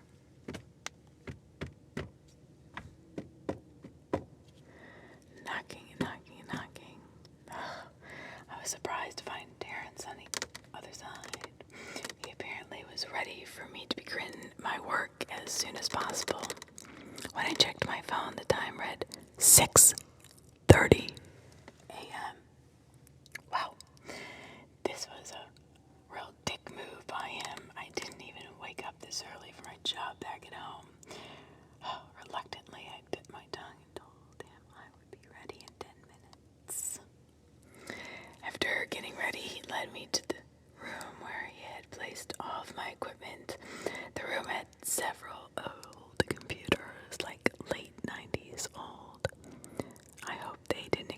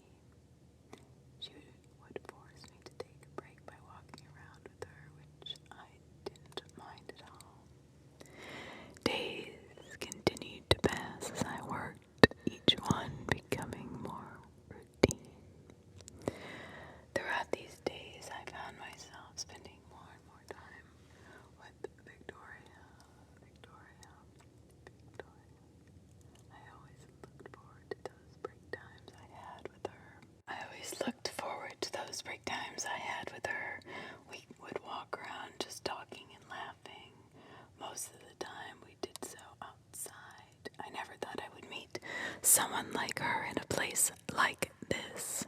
It made each day more doable. It was almost like our friendship was becoming more.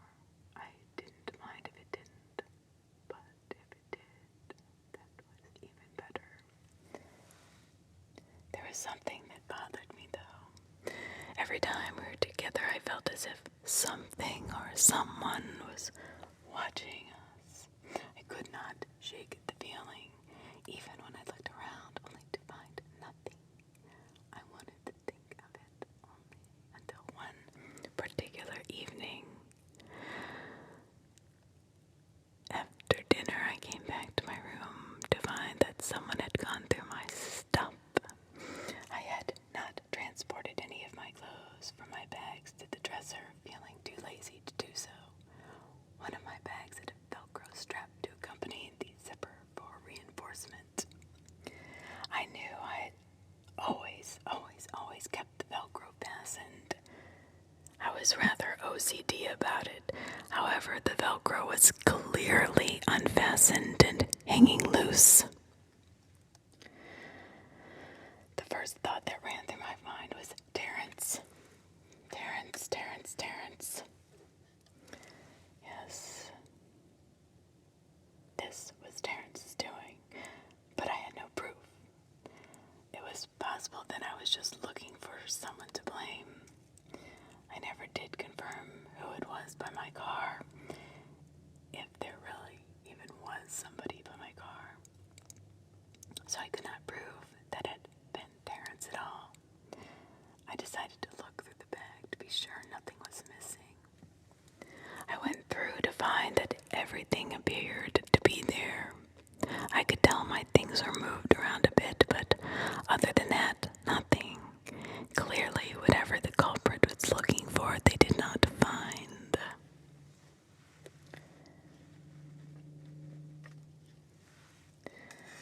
I couldn't lie. I was angry that someone had gone through my things. Was it really Terrence's doing?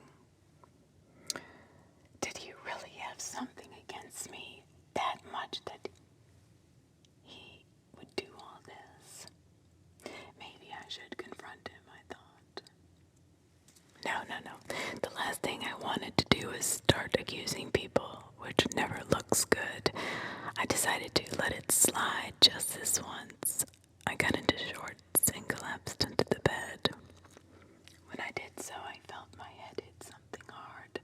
I felt around the pillow, and instead of the usual fluffiness, I felt a hard texture.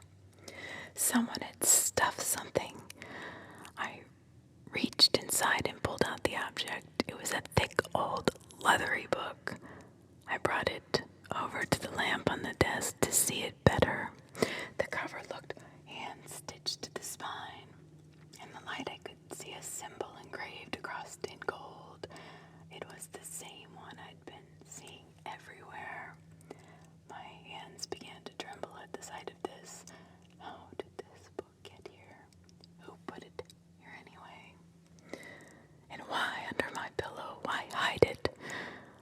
I was hesitant, but I slowly opened it. It gave off a peculiar scent, smelling of wet leaves and old tree bark.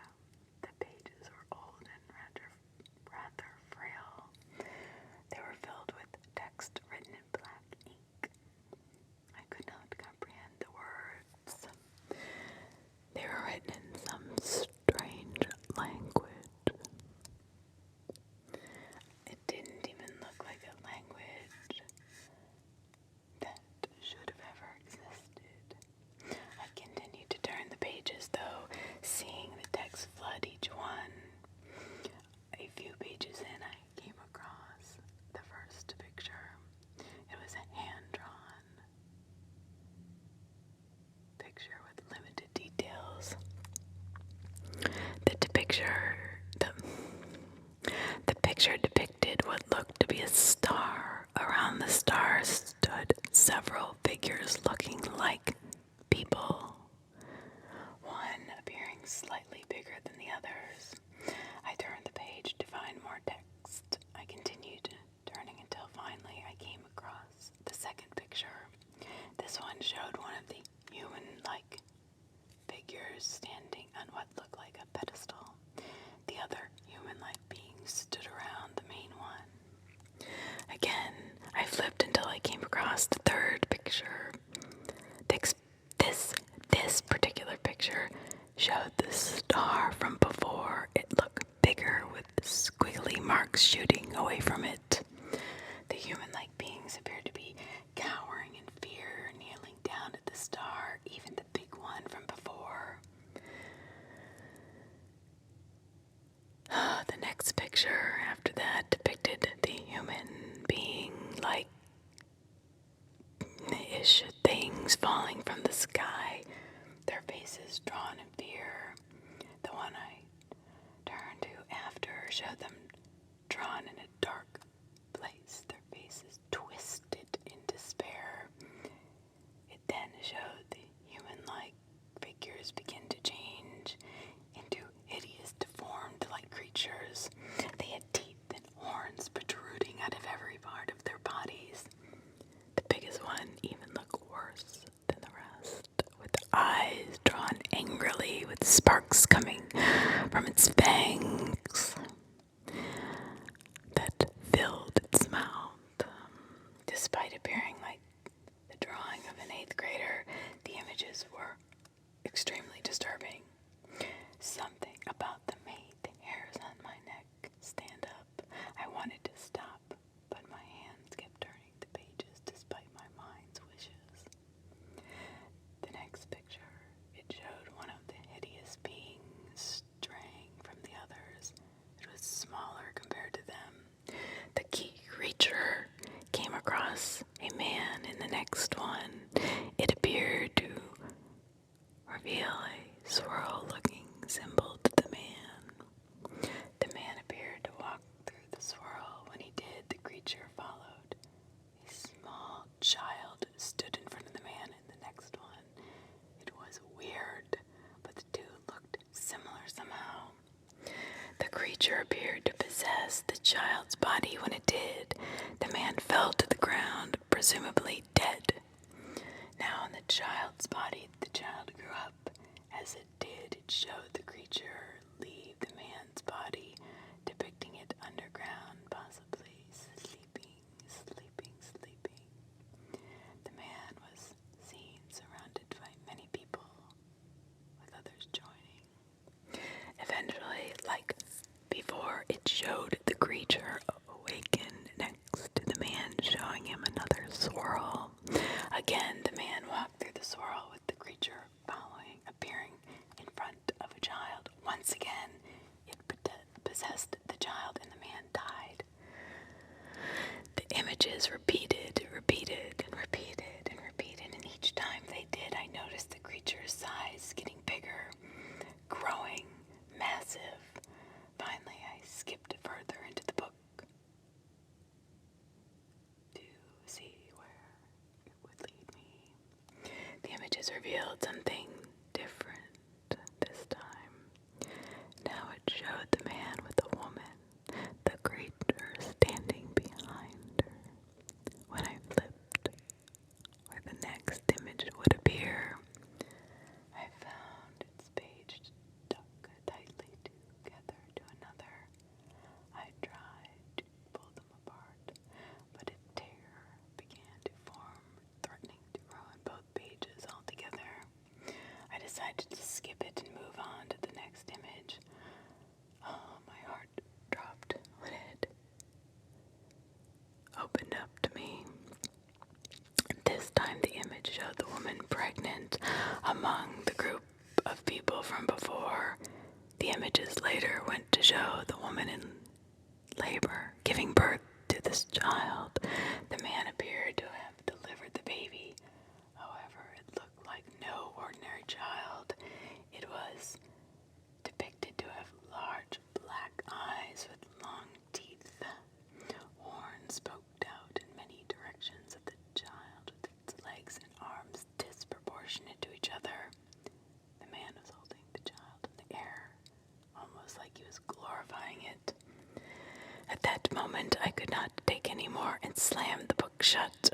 I tossed it to the other side of the room. I feel my heart pounding in my chest, my arms and face sweaty. I shook my head in disbelief. There was no way, I thought. What the hell was all that even about? After seeing those images, I couldn't sleep for most of the night. All I could see was the horrid inked image of that creature. When I thought of that woman depicted to be pregnant, I couldn't help but think of Victoria. There was no way it could have been her, could it? A lot of people, a lot of women, a lot of couples, they became pregnant all the time. Had to be a coincidence. It just had to be. The next day, I worked sluggishly from the lack of sleep. At breakfast, I made no eye contact with Victoria, nor did I talk to anyone else.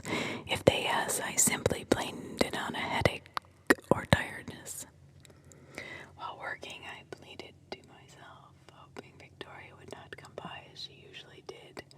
Yet despite my internal pleas, she came.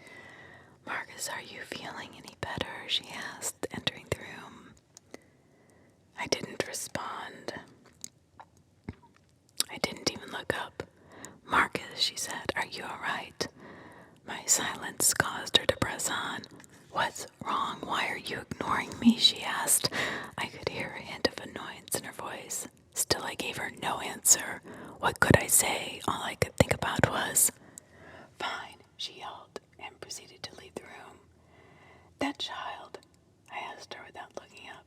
I could hear footsteps come to a halt. "What?" she asked, confused. "Who's the father of your child?" I rephrased. "What? Is that what this is all about?" she asked. I stood up, finally facing her. It was direct, but I had to know. My face, along with my silence, must have said it all for her. I could see the look of confusion in her eyes. "Why does it matter?" she asked harshly. "I need to know," I stated firmly. I wanted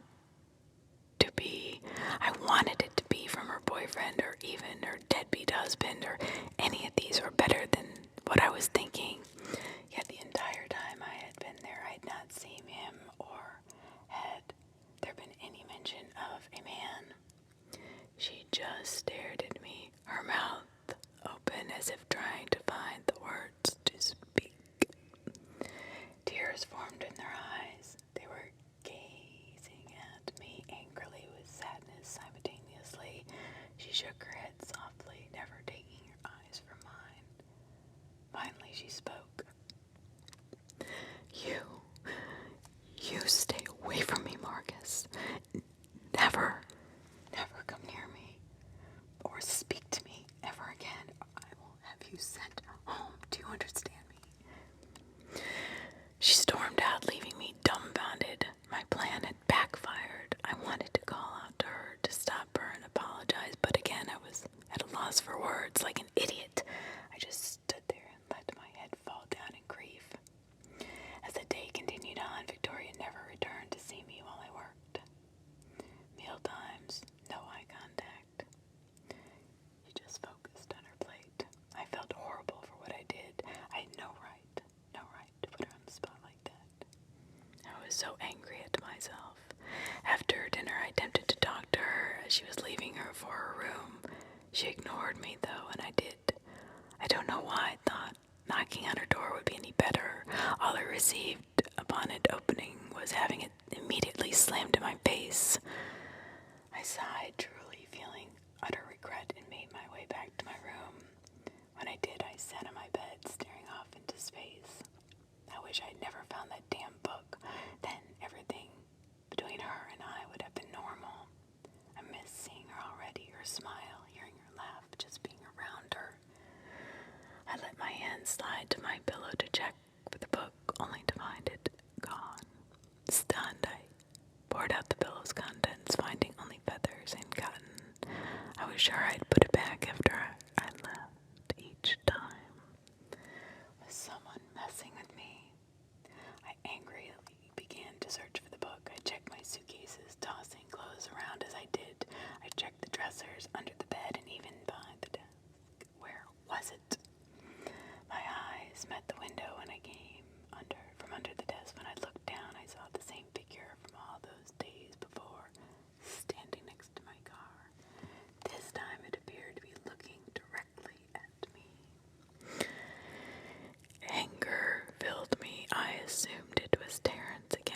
this was a bad time for him to be messing with me. Racing downstairs, running around to the side of the building where my car was. The moonlight, stronger than ever, illuminated my way as I did. When I reached my car, there was nobody. I had finally reached my boiling point. Screaming out into the darkness, "You picked the wrong day to fuck with me," I yelled out. "Come on out now. If not, then leave me the hell alone." I was so angry and upset at the same time. My voice echoed into the air, into the forest, dying behind the wind. The building gave off one of its unsettling moans. The leaves in the trees in the distance shook, rattling against their branches in the wind. There was no one out there. Feeling my mind grow at ease and realize how much of a fool I looked, I started to make my way back. However, my nerves froze when I heard a snapping of a twig behind me. My heart began beating fast. I slowly turned around to see a figure gradually rising from behind my car. The figure was wearing a cloak with a hood over its head. In the light, I could see pieces of twigs and leaves sticking out of its cloak. I opened my mouth to scream, but the figure quickly darted over to me, covering my mouth with its hand. It hushed me softly. The voice, clearly of a woman. She slowly removed her hand from her mouth and made her way to the back of the building. Before disappearing behind it, she gestured me to follow her. I didn't want to, but my legs began to move on their own in her direction. When I reached the other side, I saw her remove the hood from her head. As the moonlight hit her face, she was an elderly-looking woman, possibly in her early 50s. Ragged, black hair mixed with gray strands that ran untamed. Her face pressed with wrinkles and dry patches of dirt. The scent was rank from her, but familiar in a way. It smelled like wet leaves and old tree bark, like the book.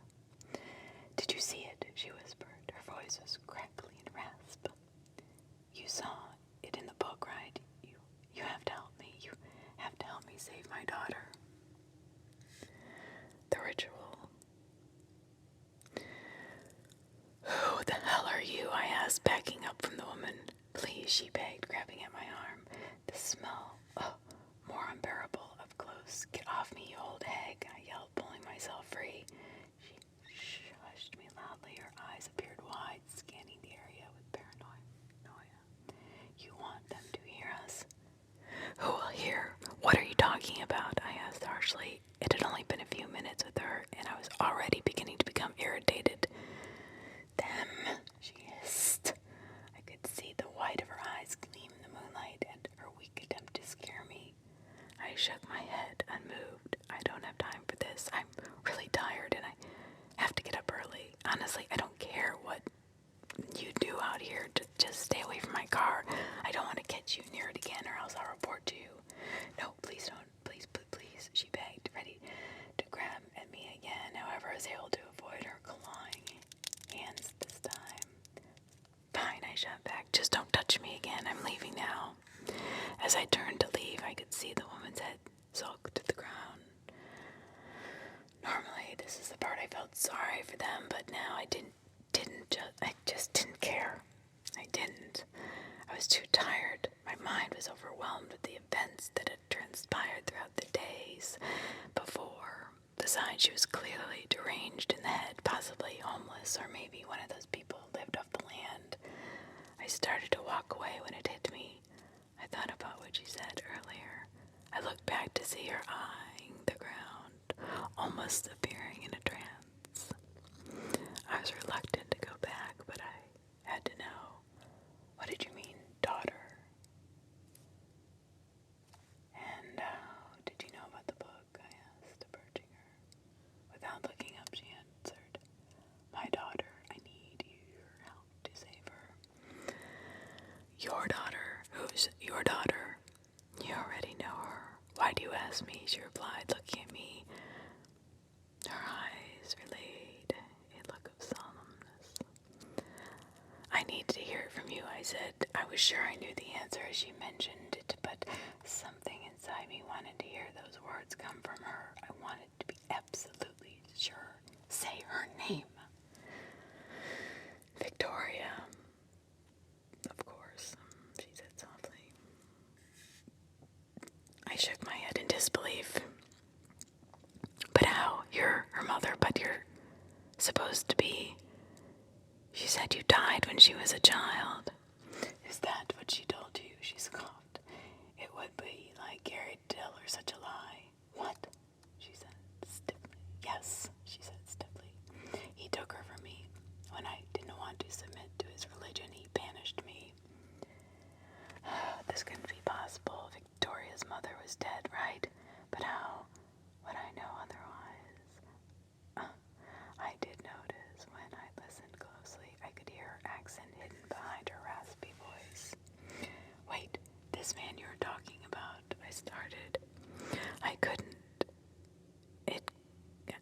couldn't have heard her right. It couldn't have been the same person. Do you mean the Reverend? She didn't answer me immediately. Instead, her eyes wandered off into the trees beyond, but eventually her head gave a soft nod, yes. I sighed. Look, you said to help your daughter and that the Reverend took her. Why didn't you just go to the police or something? She chuckled to herself lightly, returning her eyes to mine. You don't know these people, do you? I don't know anything because you're not telling me everything, I replied harshly. My impatience had elevated to annoyance. All you need to know is that the people you think you know are liars. The Reverend is the worst of them. They need my daughter. They need part of her to do their revolting ritual. I should never brought her here. I was so weak-minded back then. Damn them, she spatted bitterly. I didn't know what to do, but then I saw you arrive. At first I was unsure what to think of you, yet while watching you with Victoria, I knew it would be you who would help me to do what I couldn't and take her away from all this. Oh my gosh, it started to all come together. All those times, it felt like something or someone was watching me. It had been her. It had been her. Wow. Yet I was still confused. She had not really answered my question and only contributed to the pile of other questions I had. There's a lot to believe, especially about the others. They do not act the way you make them out to be. Besides, what ritual are you talking about? I asked. You're very fond of her, aren't you? She asked, ignoring my question. Of Victoria. What? I blurted. I could feel my cheeks reddening. I'm glad you are, she said, smiling. It does my heart good to see another care for Victoria as I do. This is the reason why I knew you'd help out. I had to show you first of what they plan to do and what they have already done. I let that book in your room as proof. You saw it, so you know, too. Again, I was thrown off. I could not believe she was behind the placement of the book as well. No, wait a second. I don't even know what I saw in that book. I couldn't even read the words. Look, you didn't need to read the words, did you? You saw the pictures, didn't you? She shot back. What you saw has been done.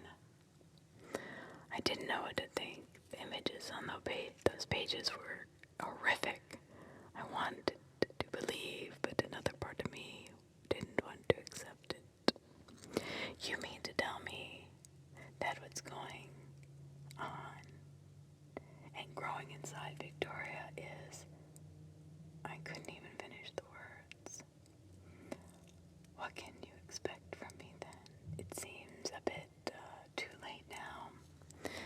There is one thing we can do, she brought up. I can dispel the ritual, stop it before it's ever completed and that evil is born. Why haven't you done it already? to the room of worship, and last I checked, I lost my key. She held up her hand for me to see. I could make out a small stump where her ring finger used to be. What the hell? I stammered. Yeah, the ring's more than a show. I'm sure you know that by now. They are keys, but there is a darker secret behind them. They are also a symbol to show your allegiance to the faith by permanently clamping onto the wearer's finger. The only way to remove it is by removing the finger entirely. When they banished me, I was so torn that I bit off my own finger. I didn't want anything on me that was associated with them. That's crazy, was all I could say. I couldn't fathom anyone wanting to risk their finger or any part of their body on the basis of their faith or anything. I've heard of tattoos, but this was way beyond that. I could not help but picture the woman clamping down on her finger until it snapped and spitting it out. That very thought made me nauseous, sick to my stomach. Yes, but it was only after, so then I wished that I hadn't. I could have ended this nightmare years ago, yet I let my anger cloud my judgment. But you're here now, which means there is hope again.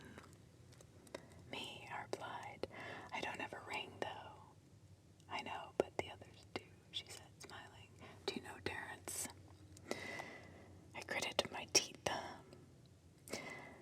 How could I not? The brick, I muttered. Terrence is a lapdog when it comes to the Reverend and the faith, but he's too much of a pansy to wear the ring like the others. He keeps it on a necklace he wears, she continued. Yeah, I've seen it, I replied, recalling the times at dinner. How am I supposed to get it off of him, if it's on him? This is where you come in perfectly. You probably don't see much of everyone throughout the day. That's because they are doing chores, keeping the place up and running. Terrence is a working man. He normally chops up wood or fetches game for the meals. When he pays, afterwards he takes off the necklace. I know this because I used to do the sheets around the living quarters and would see his ring just lying there. That's the best time to do this, for he never locks his door at that time either. If you can take his ring at that moment, bring it to me and I'll do the rest. I bit my lip, thinking on this. I don't know, it seems a bit risky. If I get caught, I'm finished and he'll have me sent home instantly. Then don't get caught. You're the only one who can walk around easily. If I could do it, I would, but they see me on sight first. I was barely able to place the book in your room, she brought up. Please, you have to do this for Victoria. I gave off another long sigh. Before conceding with that, a smile formed wider than it ever had on her face. I could see that the many crooked rows of her blackened teeth then had yellowed. Good, she said, leaning close to me. I've been watching Terrence for a while. He's already chopped off a round of logs, good for now, but he'll need to do so again. He does it every 2 days. So the day after tomorrow, you have to make your move, as she explained. She nodded. Once I get it, how will I contact you? Where will I find you? She paused for a moment before answering. Your lamp. If you're able to get the ring, then turn your lamp on and leave it on. I'm always watching, so I'll see it. I nodded. Then what? Then bring the ring down to me and I'll conduct my ceremony in the room. At that time, I want you to get Victoria out of there. Wait, what about you? I asked. I'll be fine. I've survived this long, so don't worry about me, she answered. You should go now. We don't want anyone catching wind of you out here. Yeah, right, I agreed, turning to leave.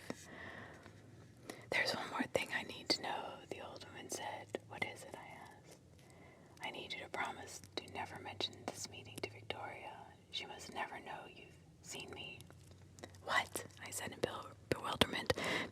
But Victoria would be thrilled to know that you're alive.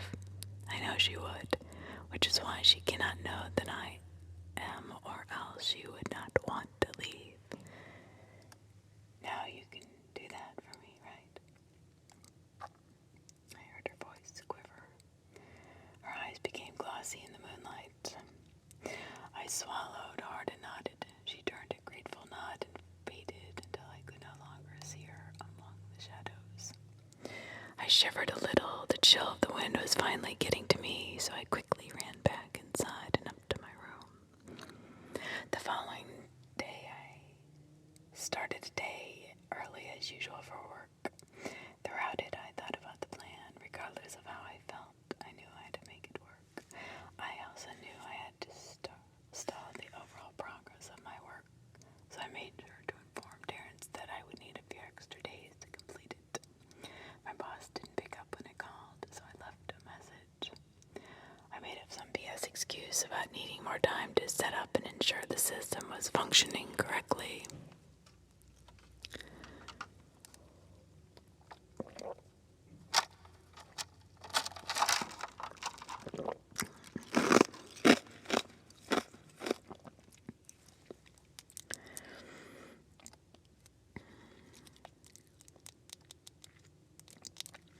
After lunch, I proceeded to head to my room to take a nap.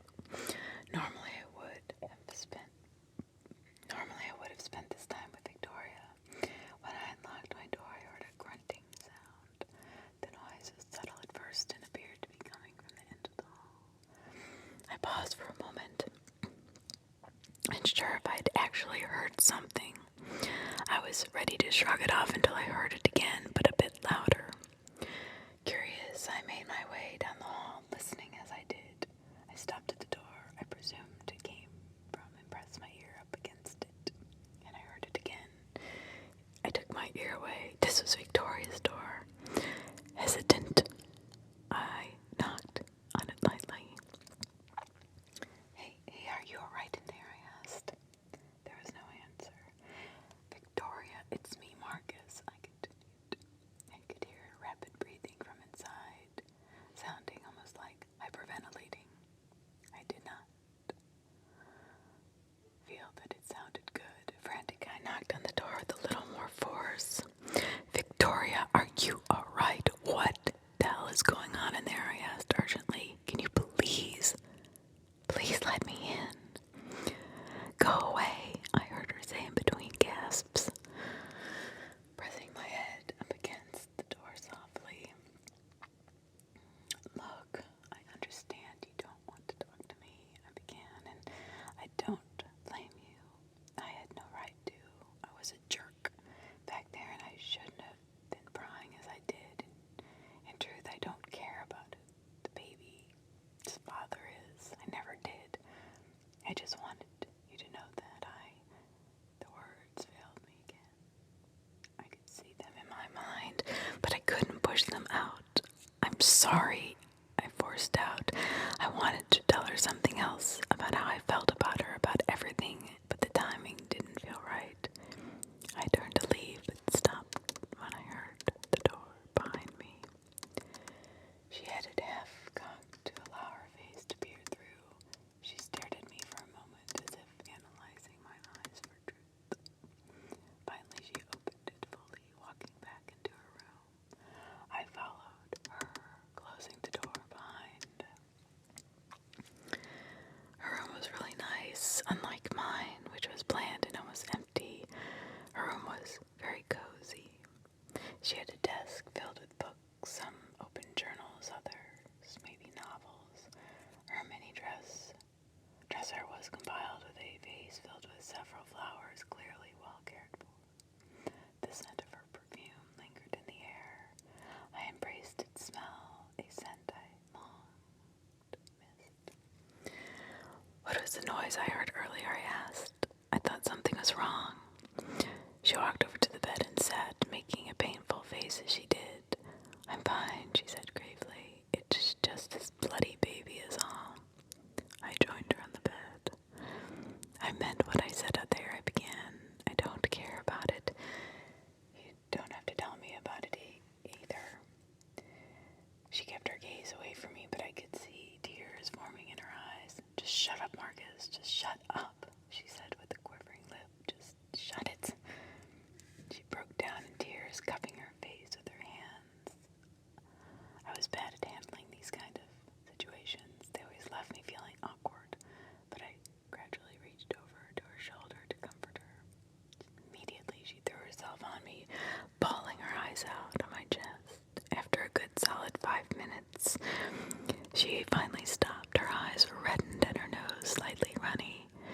You said your mother died when you were young, she finally said. How did she die?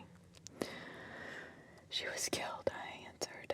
After a long pause, some guy broke into their apartment and shot her. Marcus, she said softly. I'm so sorry. That must have been devastating for you. Yeah, well, I don't remember it when it happened. Like I said, I was too young. I could feel her sob a little more on my chest. It was my father, she finally said, leaning on my shoulder. Father, I repeated, confused. Yes, he did this to me, she said, looking down at her stomach. My eyes widened as I pulled away. Your father did this. Who is he? Who do you think? She said harshly, wiping her eyes. I thought about it, and immediately my eyes flashed. The Reverend. Wait, the Reverend is your father, I asked. I couldn't believe it. Her mother said he took Victoria from her, but mentioned nothing of him being the father as well. Victoria nodded, then shook her head. Well, he's my stepfather. My mother met him after my real father died. If he did this, why didn't you tell anyone? Because I could not prove it. He drugged me or something. I don't know. At first, I did not want to say anything, but when I started showing signs of the baby, he went on to tell everyone that it was a miracle, that it was a gift from Linnaeus. She explained, and like aimless sheep, they questioned nothing, taking in his poisoned words. But I knew the truth because he was the only one else there. A few more tears fell down her cheek. I bit my lip when she said this. This part sounded all too familiar. I thought about the book and the image of the man standing at the woman, the horrid figures behind her. Was it all true? She had no memory of the event. Was it possible that this sick action was all just the Reverend's doing? Regardless of which, Victoria's mother was right. These people were monsters, not that ignorant. At this point, I wanted to cheer her up. I thought about telling her everything about her mother, but remembered the promise I'd made. Instead, I lifted her chin up so that her eyes were looking into my own. I can take you away from all this. All we have to do is jump in my car and leave. You'll never have to see this place again. I could see a mixture of happiness and fear in her eyes. You can stay with me. I have my own place. It's safe. Trust me. Marcus, she spoke softly, a smile gradually forming on her lips. Yes, let's do that, she said, rendering me a tight hug. We should leave tonight. Tonight, I repeated. Yes, after dinner. Any earlier, they'll become suspicious. They always hold their sermons late at night, which gives us enough time between them. We can leave then. I looked away, trying to convey my thoughts. I didn't want to reveal the plan or her mother. What's wrong, Marcus? How about tomorrow night, I suggested. Tomorrow? Why? Why do we have to stay here another day? Let's leave tonight. No, it has to be tomorrow night, I quickly shot back without thinking. Marcus, I don't understand. Is there something you're not telling me? I placed my hands on her shoulders, looking firmly into her eyes. Look, you have to trust me. I have a plan with a friend. They're willing to help, but it has to be tomorrow, okay? Her eyes were full of so much confusion.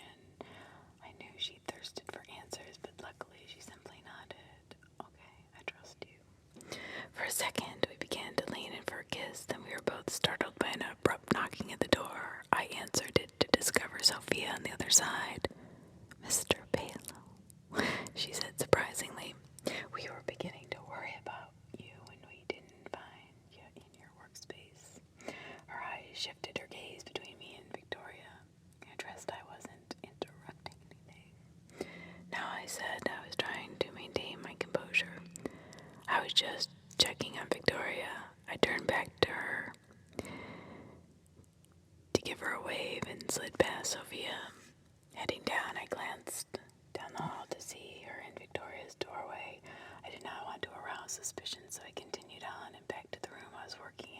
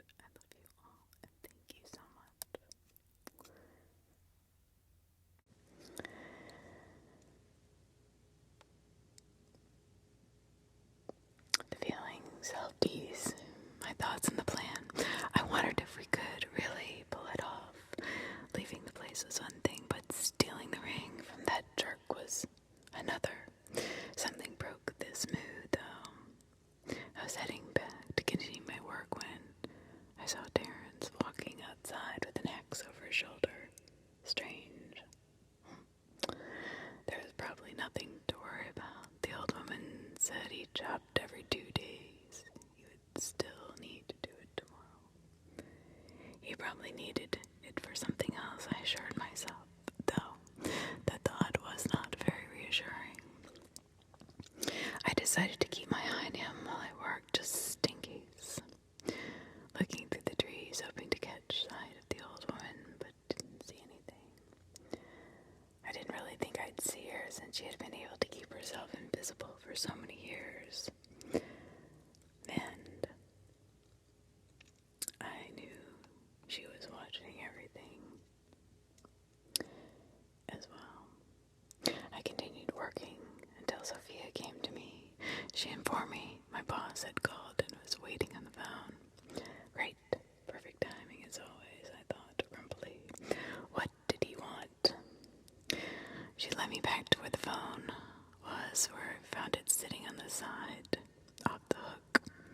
Apparently he was just following up on the message I left. I wanted to ensure I was making progress. I told him that I would have, and everything wrapped up soon, hoping to end the call quickly.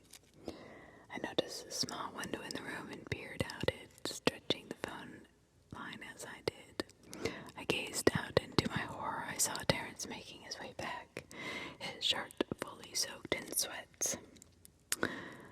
While he was pushing a wheelbarrow full of chopped logs. After dumping the logs off, he made his way around to the front. Feeling my heart leap into my throat, in my ear I could hear my boss going on into another one of his speeches about representing the company. God, fuck this company right now. I thought I had a small window of opportunity and was about to miss it. We were completely wrong. Completely wrong. I could already hear Terrence slam the front door and proceed to the stairs. I made up some lie about one of the clients wanted to ask me a couple things and hung up with my boss. Once over, I raced out of the room, nearly smacking into Margaret on the way. Oh, goodness me, you're running as if a fire has spurred, she exclaimed. I apologized frantically, my eyes looking down the hallway behind her. Is everything okay, my dear? She asked with a puzzled look. Yeah. I just need to use the bathroom really bad. Oh my, I shouldn't keep you then, she repeated, holding a hand to her mouth. I thanked her and raced towards the stairs, stopping immediately before reaching the top, cautiously peeking down the hallway. No one was in sight. Where was he? Was he still in his room, or did he enter the bathroom? I crept up the last remaining steps, slowly. Eventually making my way down the hall, I could hear the sound of water running in the background. Yes, he was in the shower, but for how long? Knowing I didn't have much time, I sped up my pace until I reached his door. I opened it quickly, shutting it behind me. Surprisingly, his room was a lot like mine. Not much in it, bland, almost empty. Anything he did have, like books, were nicely organized in its place. I began frantically looking around, making sure to return anything I moved back into its original place. My heart was pounding in my chest. Every sound I heard, whether creak or thump, I associated with being Terrence. I felt all my senses amplified, finding myself constantly looking towards the door in paranoia, thinking he could barge in at any minute. I looked through his dresser, all around his bookcase, but found nothing. I started searching the desk, pulling open drawers, didn't see inside. When I opened the last drawer, I froze. Inside, I could make out a familiar object, a gun. It was a revolver. I did not know the specifics, but it had a very long barrel. I could see the dust that had formed over it. Clearly, it had not been touched in a while. I shut the drawer and continued to search. In the end, I couldn't believe it. The ring was not there. How could that be? I wanted to check, cover everything again, but a feeling inside me urged me to leave. I listened to it and left the room, gently closing its door behind me. I started to head back to my room until I heard a voice call out. Oi! I heard, freezing my nerves.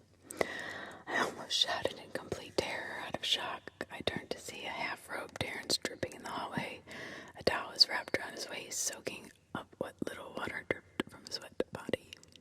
His sweaty clothes were tightly gripped in a ball in one hand, while the other held his shoes. "What are you doing down here?" he asked sternly.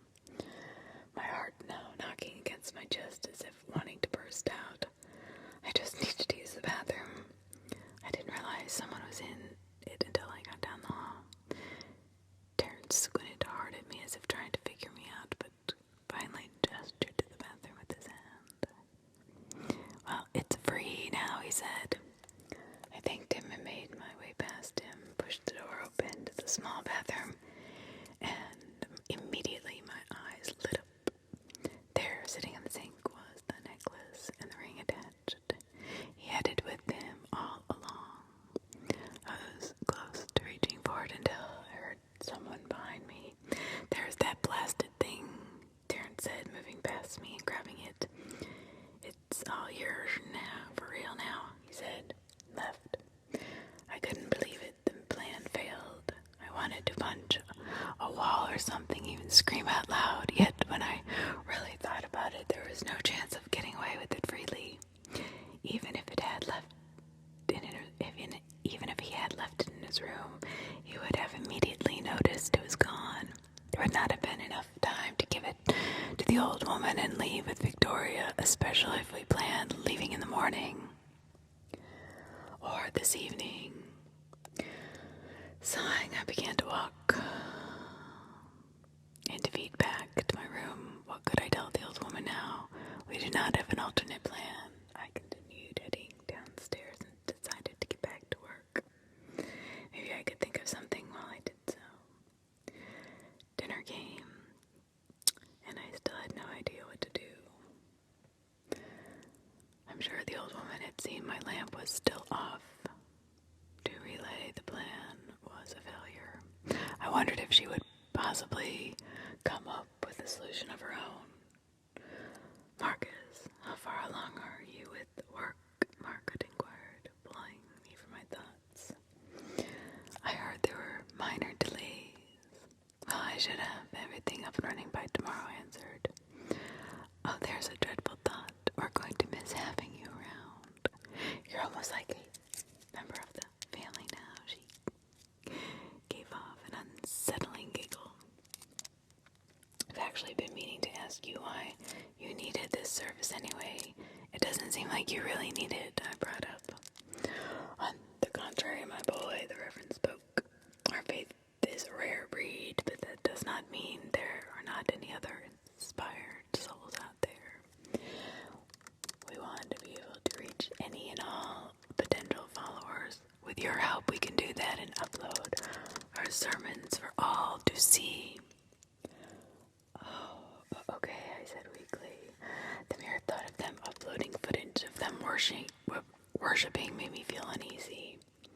Plus, it brought you to us, Marcus. Having a young lad such as yourself has truly been a pleasure," he continued. I smiled sheepishly and glanced over to Victoria. She appeared to be squinting in pain. "Are you all right, my dear?" Margaret asked when she caught sight of this too.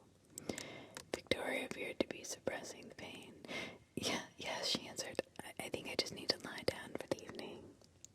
"Do you need any help?" Sophia offered. "No, I'll be fine. Please, there's no need to worry about me," she said, excusing herself from the table. I just need to rest." I could see her gripping her stomach as she did. I wanted to leave the table as well, but my legs remained frozen, numb to the commands from my brain. I just sat there watching her leave. For some reason, I could not shake the feeling of discomfort. After dinner, I made my way back to my room. In the hallway, I glanced down towards Victoria's door. What were we going to do now?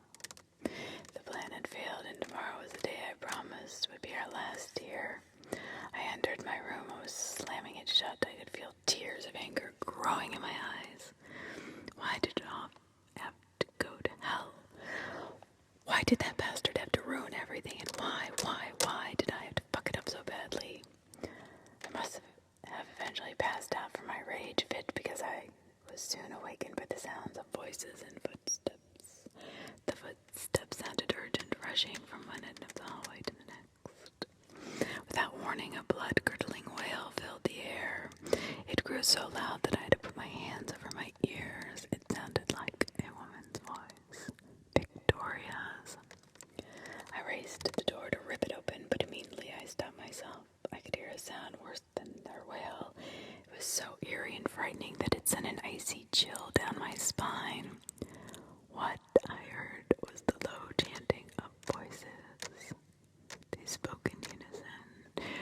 exciting words I could not comprehend. I could see a dim light flicker, flicker, flicker across the door's bottom crack. While it did, I could hear Victoria's moans of pain. The voices just grew louder, passing by my door, eventually fading into the distance. I cracked open my door to look out, which let out its signature creak.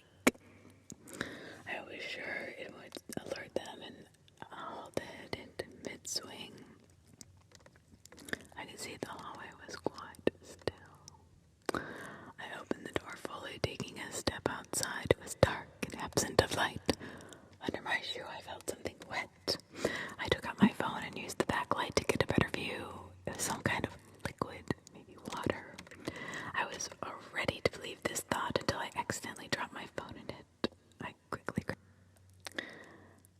grabbing it in a panic.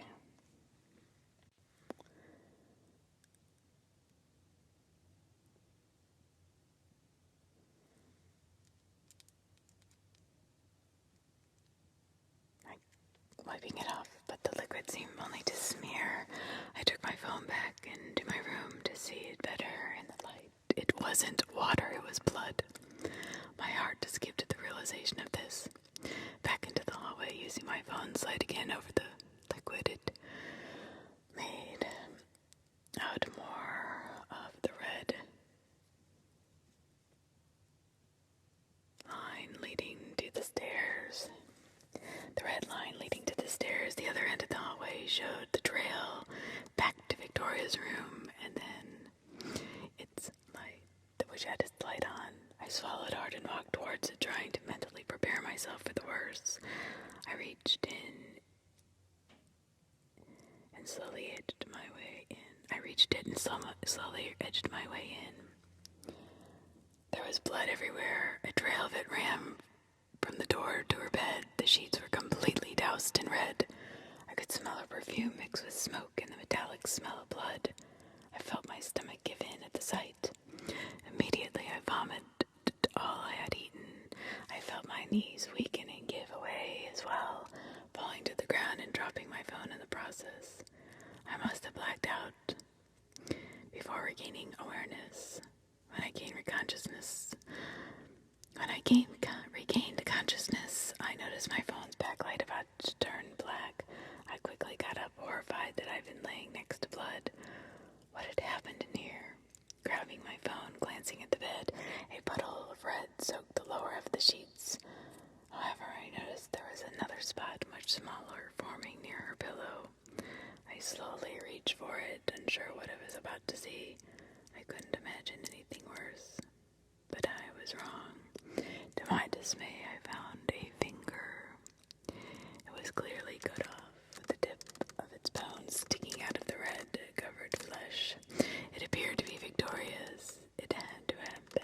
Next to the ring was a small knife with its tip covered in blood. Why did she cut it off? I observed the finger closer and realized the ring, doused in red, had been cut off so that I would have it. The key to the congregation room. She must have done so out of desperation. I thought about the pain she had shown from her contractions at dinner. She must have felt it was time for the child. Those sick bastards were going through with their ritual. They did not care about Victoria. The old woman was right. I had to do something. I promised her that I would get her out of here, and I was going to keep it. Hesitantly picked up the finger. It was still warm. Placed it in my pocket with care. Racing out of the room, I came to a stop when I remembered the gun kept by Terrence.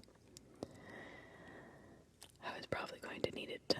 His door was locked, and when I tried to open it, but I didn't care. I had no time to waste. I began kicking it until the handle caved in.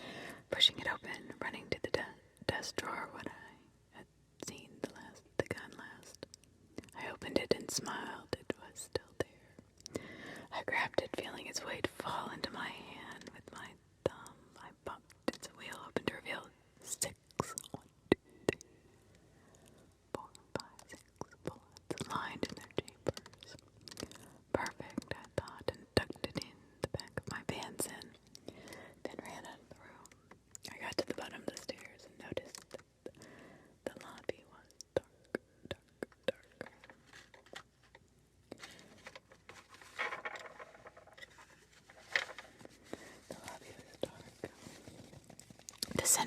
wails in the air. The trail of blood from earlier could be seen, leading to the congregation room. I pressed my ear up against the double doors to listen. It was silent. It was absolutely silent. No voices or wails from Victoria. Something is not right. I tried the handle, only to find it locked as it always was. I reached into my pocket, pulling out the finger. Checked for the small indent on the door, placed it up against it, and twisted it to the right, the way I remember Victoria doing so. Instantly, a soft click from the door echoed. I pulled at the handle again and could feel the door move. This was it. I placed the finger back in my pocket and peeked through the small crack. All I could see was darkness, darkness, darkness. I opened the door wider and was met with a warm breeze to my face. With it opened, I could see a dim light flickering, flickering, flickering from the candles inside. I poked my head in first before completely entering. The light was from the candles had, as I suspected, mounting on the columns near the walls. With it, I could make out the room even more than I had the first time.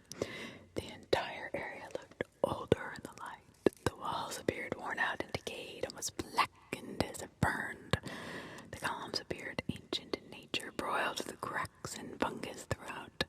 A deep scent of ash and moisture filled the air.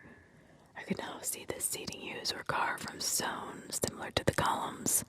A few were split in areas amongst falling apart. The place looked like it had been there for centuries. Centuries, centuries, centuries.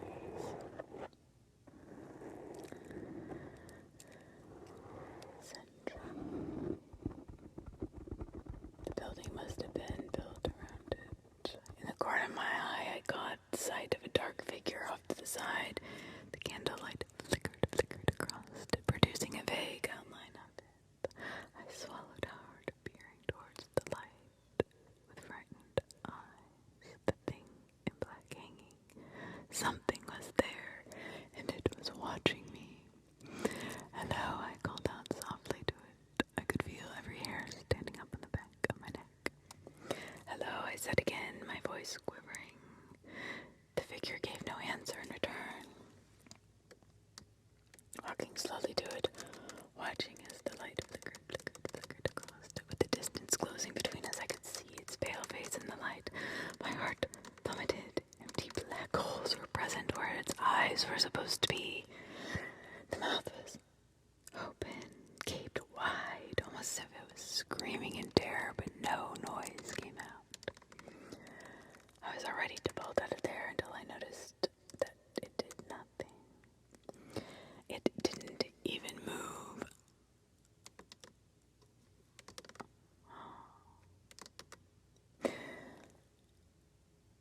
Cautiously, I approached the figure with my hand stretched out. I eased, half expecting it to lash out at me at any moment. Finally, I touched its surface. Oh, when I did, I took a sigh of relief. It was only a mask. I picked it up, revealing its disturbing features even more up close. I looked back at the wall to see the figure was in fact a black cloak of some kind. I pulled it off, released it from the hook, and brought both objects into the light. It was a cloak and mask, all right, thank goodness. What was this? Did they wear this for their ceremonies? I looked back at the wall to see several other empty hooks lined up. Oh God, glancing back at the cloak, I noticed a faded image running across it. It was a symbol, but not like the other ones on the door. I recognized this one. It was an inverted cross. It had chains attached to it as well, hanging from its waistline. It must have been Victoria's. Without warning, I was startled by the faint echo of a woman's wail. It was coming from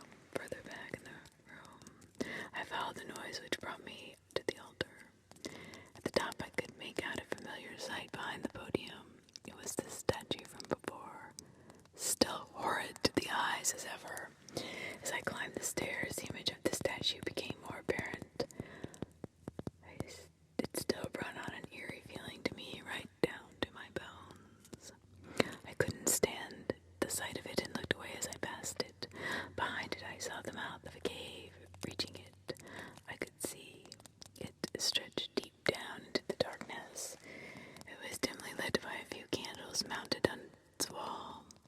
Stone steps descended with it, and I could feel a warm breeze blowing from it like the breath of a large beast. Every so often a wail would echo from its depths, sending my heart into its own depths with it. This was crazy.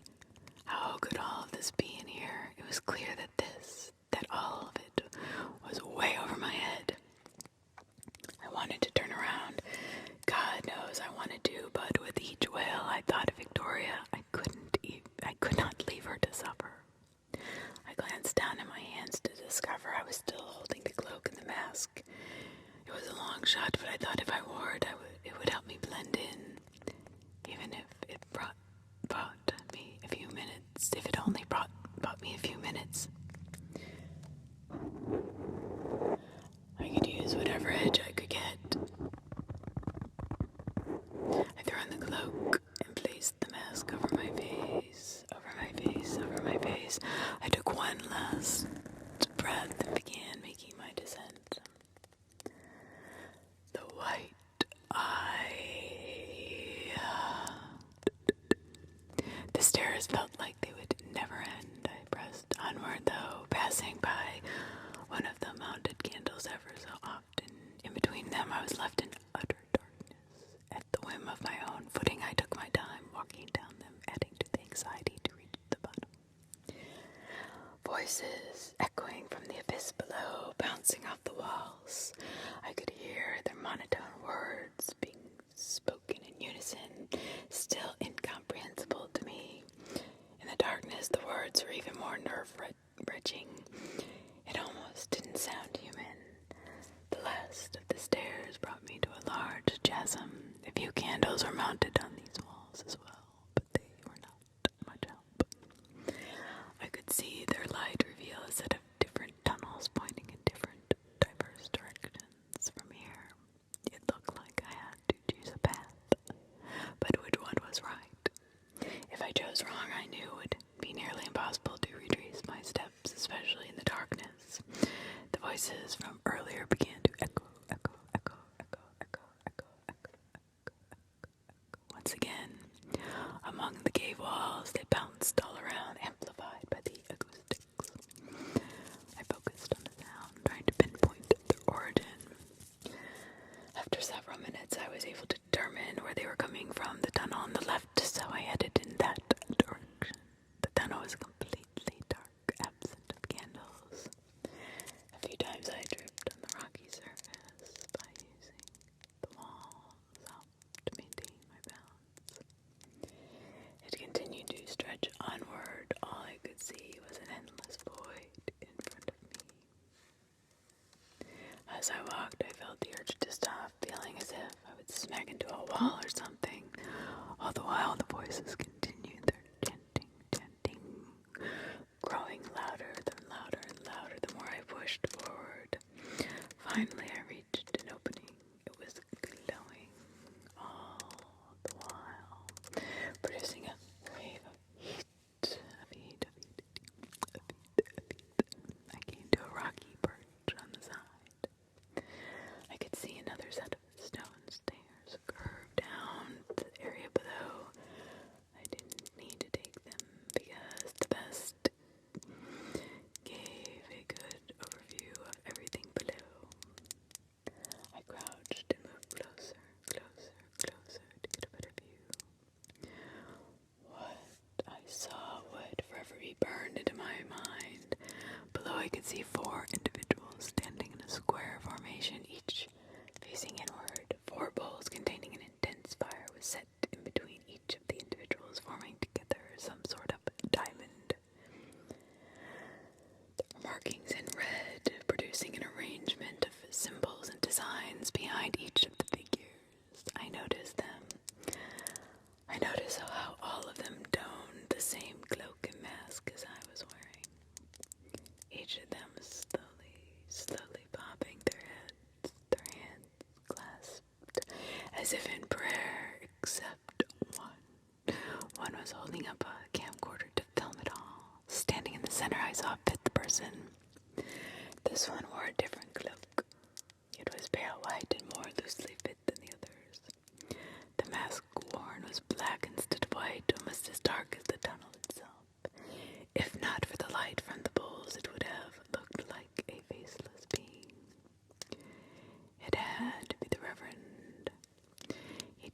we spoke out that strange language, the others would repeat it in unison. My eyes widened when I saw what was behind them. Behind the Reverend, there was a stone table covered with a white sheet, and I saw Victoria clenching her stomach in pain, screaming, writhing.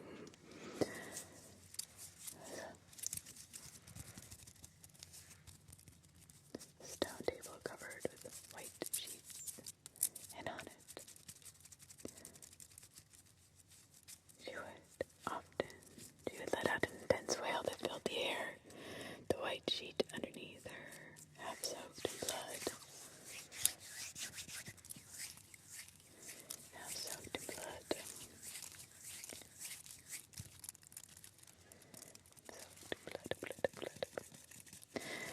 Now what? I didn't know what to do. Now that I was here without warning, I was pulled from my thoughts when I felt something touch my shoulder. I spun around and was screaming out loud. However, my eyes recognized the figure crouching behind me. It was the old woman, Victoria's mother. She had followed me down here. She held up a finger to her lips and slowly crept past me to look below. We must stop this before it's too late, she whispered over her shoulder.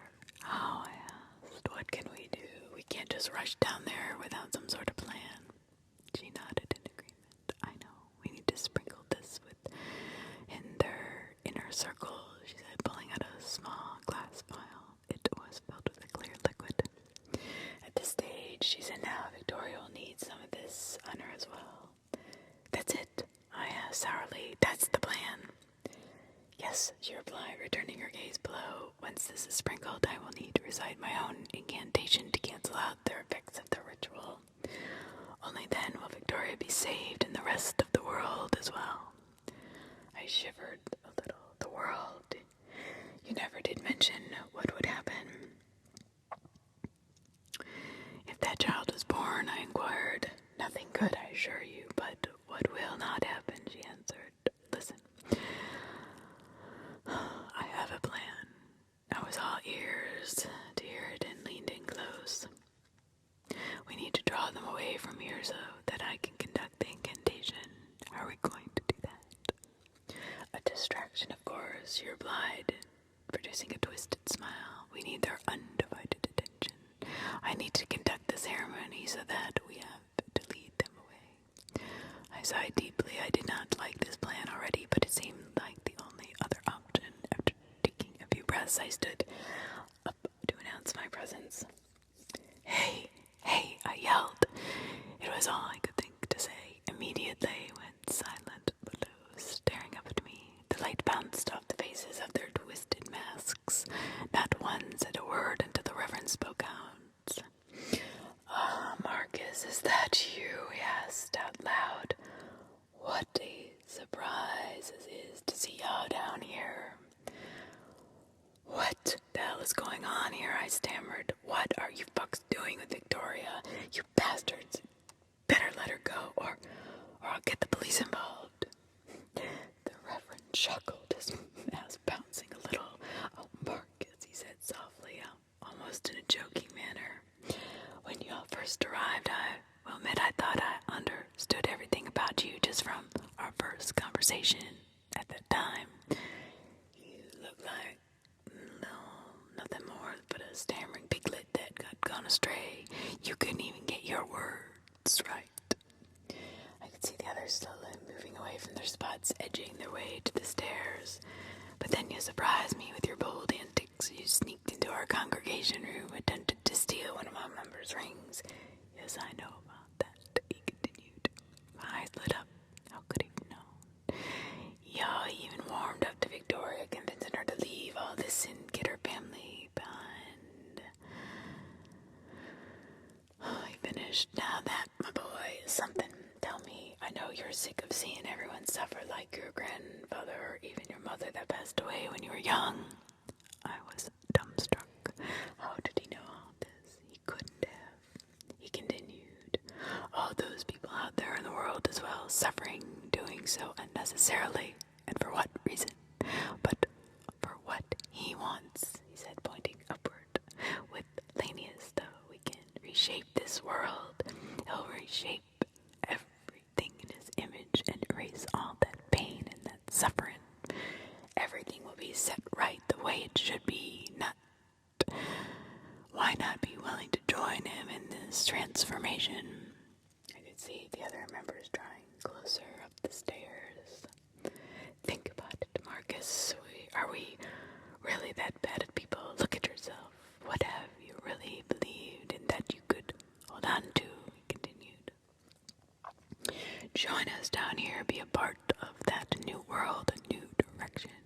You're already halfway there. You got what you need on now, right now. So why not come down to the path fully? He said, lifting his hands up. Victoria is suffering right now, but when this is all over, she won't anymore. You can even be with her in the new world. Is what you want, right? Isn't it? My eyes glanced over at Victoria, still gasping in pain, her eyes clenched painfully shut.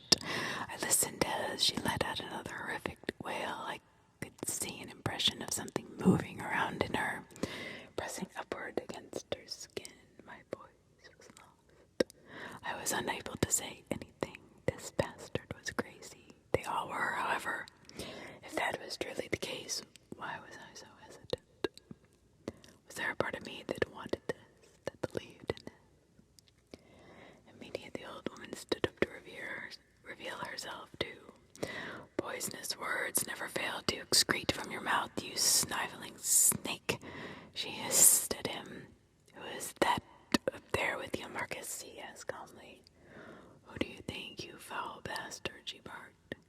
Carolina, he said, surprised. I must admit I'm a bit shocked to see you still living. I must ask how you managed to escape the gaze of Lanius. Wouldn't you like to know? You're not the one who can conjure up a spell or two, she snapped. You're not the only one, you know. Right, he said, unfazed. You always were an unpredictable one, Carolina.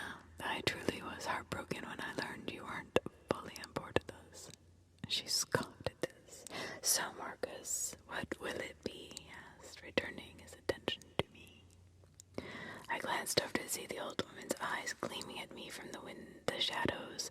She shook her head in dismay, mouthing something softly. I could not hear the words, but I could make out the last word escaping her lips. Lies. Lies. No, I said softly. Come again, the Reverend asked. I said no, you satanic fuck. He sighed, dropping his arms. That's too bad, son. He gestured with his head to the others who immediately sprang up the stairs. Move it, the old woman yelled, bolting down the tunnel we entered from. I was surprised she was even able to move at such speed without wasting time. I quickly hurried behind her. I could hear their footsteps echoing, following us. I did not know where I was going. There was nothing but endless void before me. I felt my feet trip again a few times as well. My lungs were burning, begging me to stop, but the adrenaline pumping through me must have kept me going. Eventually, we reached the original chasm with all the tunnels. We need to split up, try to lose them in the best manner you can, she said in deep breaths.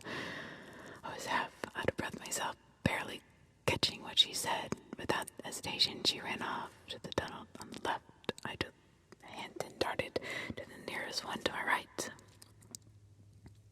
On the inside, I hoped that I had not chosen one with a dead end. The tunnel itself was very tight. I felt the sharp edges of the wall scrape against my arms a few times, but I pressed onward. Thinking quickly, I pulled out my phone, using its light to help guide the way. Ahead of me, my eyes made out what I had dreaded would happen. I had reached a dead end. Shit, I yelled. There was no way I could turn around, not if they were following me. However, I was surprised to find that wall wasn't like the tunnel's uneven texture. It looked closer. It appeared to be a type of door. It was still made of stone, but it was smooth and had markings engraved along it. I couldn't make them out with the sight. I could see a small indent with a symbol etched within. It was similar to that of the one for the congregation room's door. The finger, I thought out loud. I reached in my pocket, trying to find it. Behind me, I could hear the clapping of footsteps gaining on me. I struggled to pull the damn thing out. When I did, I pressed it up against the indent and twisted. At first, nothing happened, but soon the door began to move. A loud moan was produced from it as it lifted slowly upwards. I could hear the footsteps getting closer, but the door was still at my ankles. I yelled and cursed at the damn thing to hurry up until at last it was up to my chest.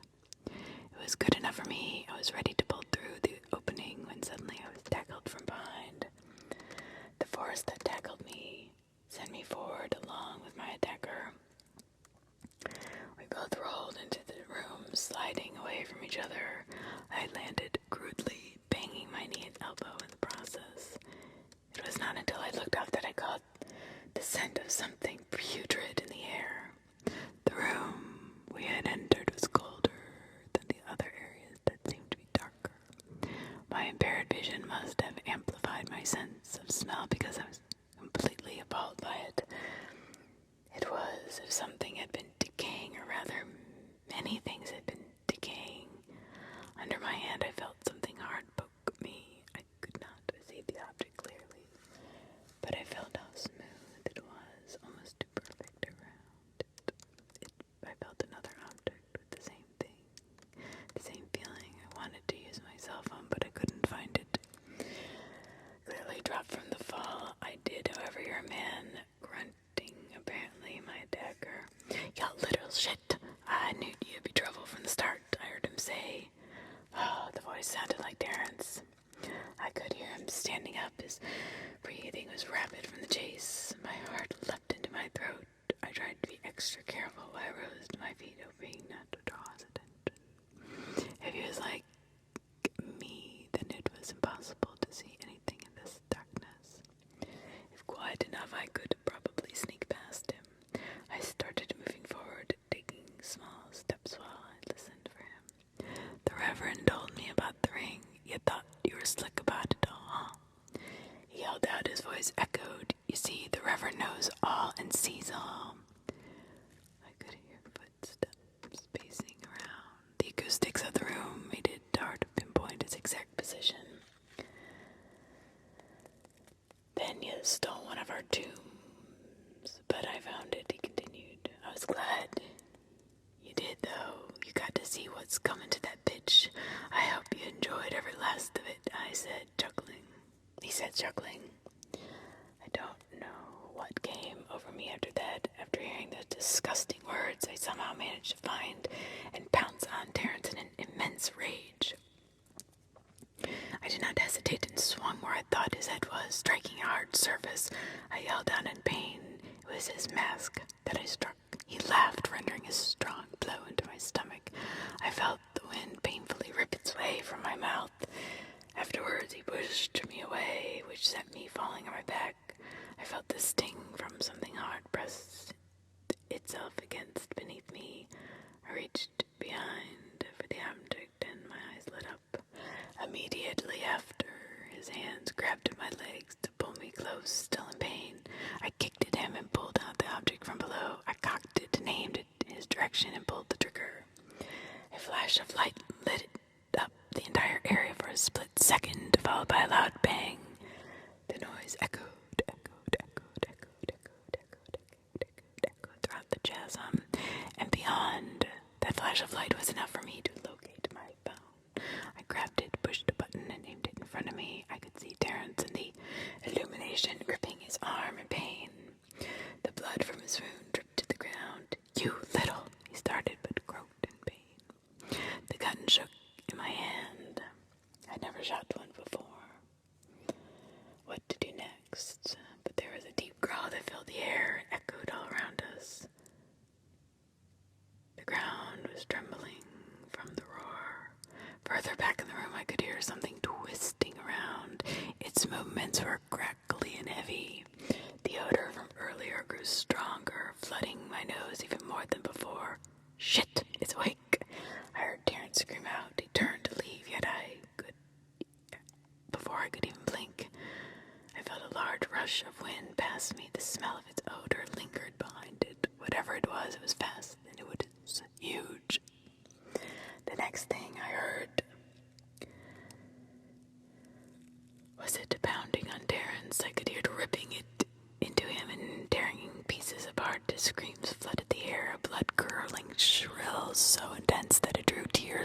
eyes.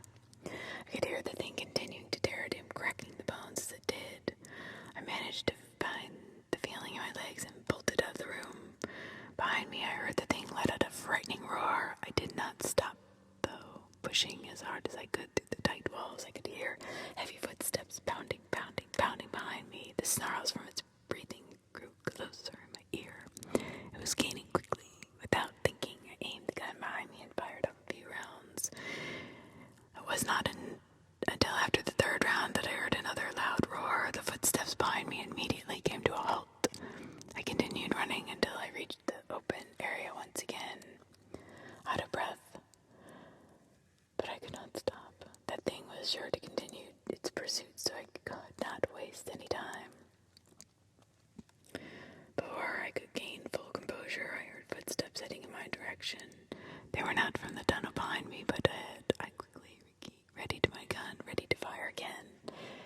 3 figures emerged from the darkness, racing frantically. It was the other church members.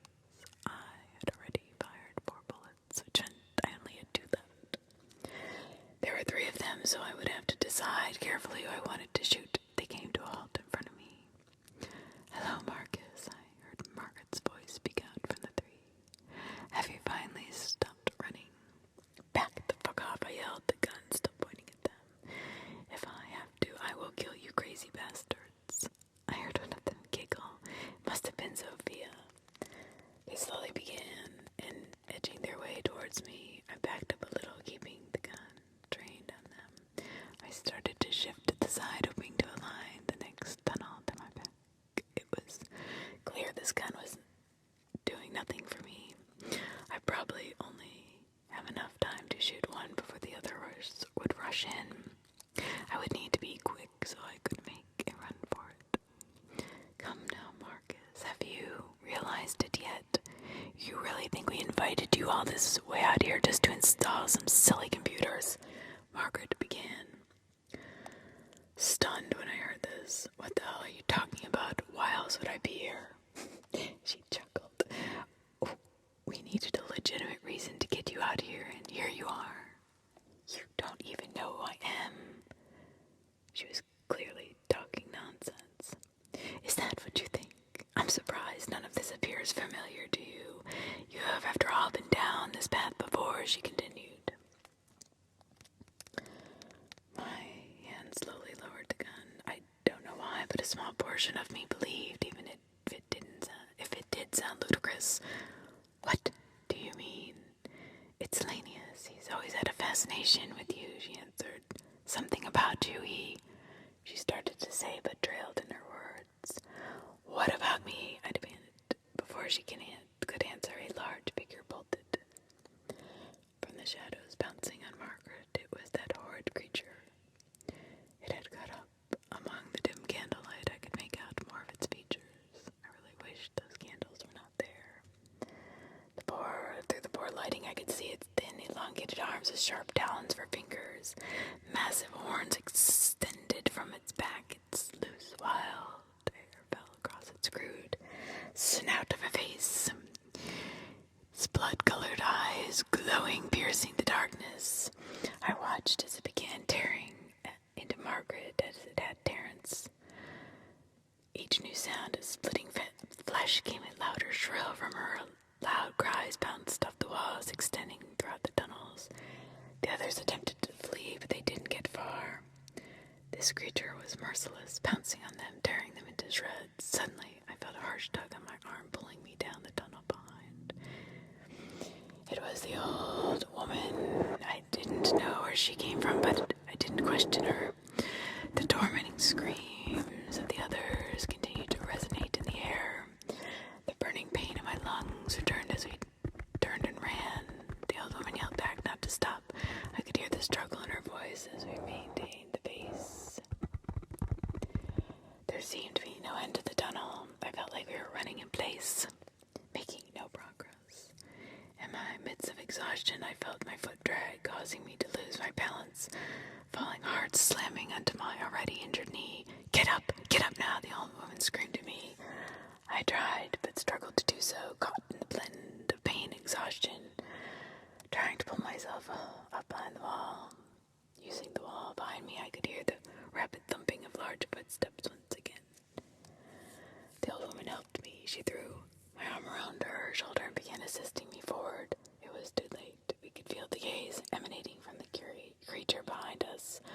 Our eyes must have fully adjusted to the dark because I could clearly make out its massive form. Its hot breath blew across our faces, the smell of fresh blood lingering on it. The old woman pushed me away. "Run now," she said softly. "What?" I replied in shock.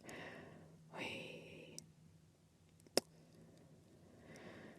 have to stick together," I said. "No, you must go. I will hold it off," she stated firmly. "But," I started. "Go," she roared. Her voice startled me. I quickly turned and began hobbling away. Behind me, I could still hear her. "You fellow demon, you think you've won," she stated. The creature rendered a harsh snarl return. I could hear her begin to recite strange words in another language. The creature sounded affected, screaming loud roars of pain. Whatever she was saying, it was clearly working.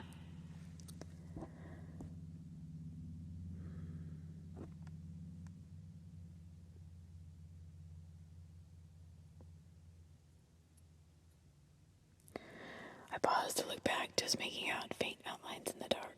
I wondered if what she was doing was actually going to stop it. However, I saw the creature swing one of its long arms at her. Her body flew against the wall, producing a sickening crack.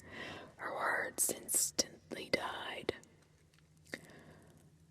And not long after, the creature was ripping into her. The blow must have killed her. She didn't yell in pain. I went from hopping aggressively on one foot to full-fledged run. I ignored the pain from my knee, feeling fear and adrenaline engulfing me. Up ahead, I could see a light from the end. I knew I didn't have much time until the thing would continue its pursuit for me. I reached the opening, revealing the original ritual area I'd come across. I was hesitant in approaching the perch, but I did so looking down. Victoria was still down there. Based on her increasing wails, it would not be long before she gave birth. I saw no trace of the reverend. I made my way down the stairs, approaching the symbols surrounding Victoria. Up close, I could tell they were made from blood. The bowls were still blazing. The heat from them was intense, forcing sweat down my face when I approached Victoria. Her eyes fell upon me. I could see the fear returning in them. Stay the fuck away from me," she yelled, struggling with her words. I was taken aback by this, but then I remembered I was wearing a mask, which I quickly removed. "Marcus," she gasped. "Yes, I'm here, Victoria." Tears forming in her eyes. "Marcus, please." She stopped in mid-sentence, rending another wail. She continued to scream. I could hear her vocal cords becoming strained. I had no idea what to do. I could see a massive lump move around in her stomach uncontrollably, pressing up against her skin. I didn't think this was even possible, but her screams grew even louder. I felt completely useless. I didn't think it could get any worse, but then I heard a familiar roar from above. The creature from earlier had returned. I could see its burning red eyes beaming down from the perch. It leapt from the top landing with a loud thud. Its disturbing form was hunched over me, breathing a rapid rhythm, exulting a snarl in between. Now, fully in light, I felt my stomach tighten at its appearance. The thought of the statue came to my mind. This thing was almost a spitting image of it, but only worse. Its face was more disturbing in person, with its blackened humanoid dog features. The nose atop its snout appeared caved in, flaring with its breathing. Its eyes were beady, completely dyed crimson red. Atop its forehead held a strange, large, closed eye. I stood in between Victoria and the beast. I was not going to let this thing do anything to her. Raising the gun, ready to fire, waiting for it to make its move. Yet that was it. It did nothing. It just stood there breathing. "Come on," I yelled, trying to provoke it. "Do it. Come at me, you sick fuck." It did nothing. Instead, the edge of its lips curled up into a twisted smile. A shiver rolled down my spine. The damn thing was smiling at me. was going to fire, but I noticed the bullet holes from where it had been previously hit. 2 of the bullets had managed to hit it, but they stuck out of its wounds, barely penetrating it. This was useless. The gun did nothing to it. Realizing this, I lowered it, eventually letting it drop to the ground. When I did, the smile grew wider. "What the hell are you?" I asked. "That, my boy," I heard the Reverend's voice answer out loud, "is Lanius, the white eye of time." I could hear it behind me, but didn't dare bring my eyes away from the creature. "He will become this world's new master," he continued. I was speechless. "You will witness his rebirth into this world, Marcus. He will reshape it in his image. Now witness it," the Reverend went on. As if on cue, the creature began to roar into the air. I could see the rows of its blood-covered teeth extend deep into the back of its throat. It felt as if the whole room was rumbling. Suddenly it collapsed onto the ground, lying motionless. I was confused. Did it just die? If it did, what killed it? Victoria broke the silence, screaming at a level a human should not have possibly reached. The form within her moved around vigorously, eventually tearing its way free. Blood flew in all directions, some splattering across me. My eyes turned to see a blood-soaked creature wallowing around the remains of Victoria. It looked to be the size of a dog. I could see the sharp talons of its lanky arms cling to the side of the table. Curling horns protruded from its head. Entangled in the wild strands of its hair, it sniffed the air for a while before turning its attention to me. Tears forming in my eyes. Immediately, my stomach gave in, hurling to the side. It hurt because I had already done so earlier, and nothing left to give. Leaning over the mess I produced, I could only think of one thing. "Victoria," I whispered. In the end, I could not do anything but watch her suffer. She trusted me to save her, and I failed. The creature looked like a miniature version of its previous self. However, its third eye was open this time. It was completely white, void of a pupil, blinking asynchronously to its smaller one. Despite having no pupil, I could see its white eye gazing upon me. My head began buzzing, starting in a simple vibration, the vibration escalating into immense outpour of pain. I could see images in my head. There were images of places in the world, of people. They were screaming for their lives. The sky above them was black, and the streets littered with thousands of bodies lying lifeless and torn to pieces. Fires were brewing over damaged cars with half-burnt corpses sitting in their seats. Faces of horrendous beings too atrocious to describe were seen everywhere, tearing away at those unable to escape. All the images flooding through my head, their faces, their screams. "Did you see it, Marcus? Did you see the dream you produced in your mind?" the Reverend asked. He walked from the shadows into the light, slowly removed from his mask. "What the hell was that?" I asked. I could feel lingering amounts of the pain. "I was enlightened," he explained. "As I knew everything about you back then, I'm sure he gave you a glimpse of the paradise to be," he continued, walking to me. "Paradise," I repeated in a daze. "Is that what you're calling that?" "Yes, Lanius will reshape this world into his image. Image sweet blue skies, endless green pastures with trees flowing abundantly with scrumptious fruit. No more pain, no more suffering. A true, renewed Eden. I know it's hard to conceive all this. How could we in the current world we live in? This power is beyond our understanding. But it can open the ripples of time. It can alter what he likes, insert what he likes. With it, he can return to the past of the vessel he chooses. Each time he possesses the younger self, growing with them until they become of age. Doing it repeatedly over and over until he reaches fruition." "Victoria," I said. "Correct. Now is that time, Marcus.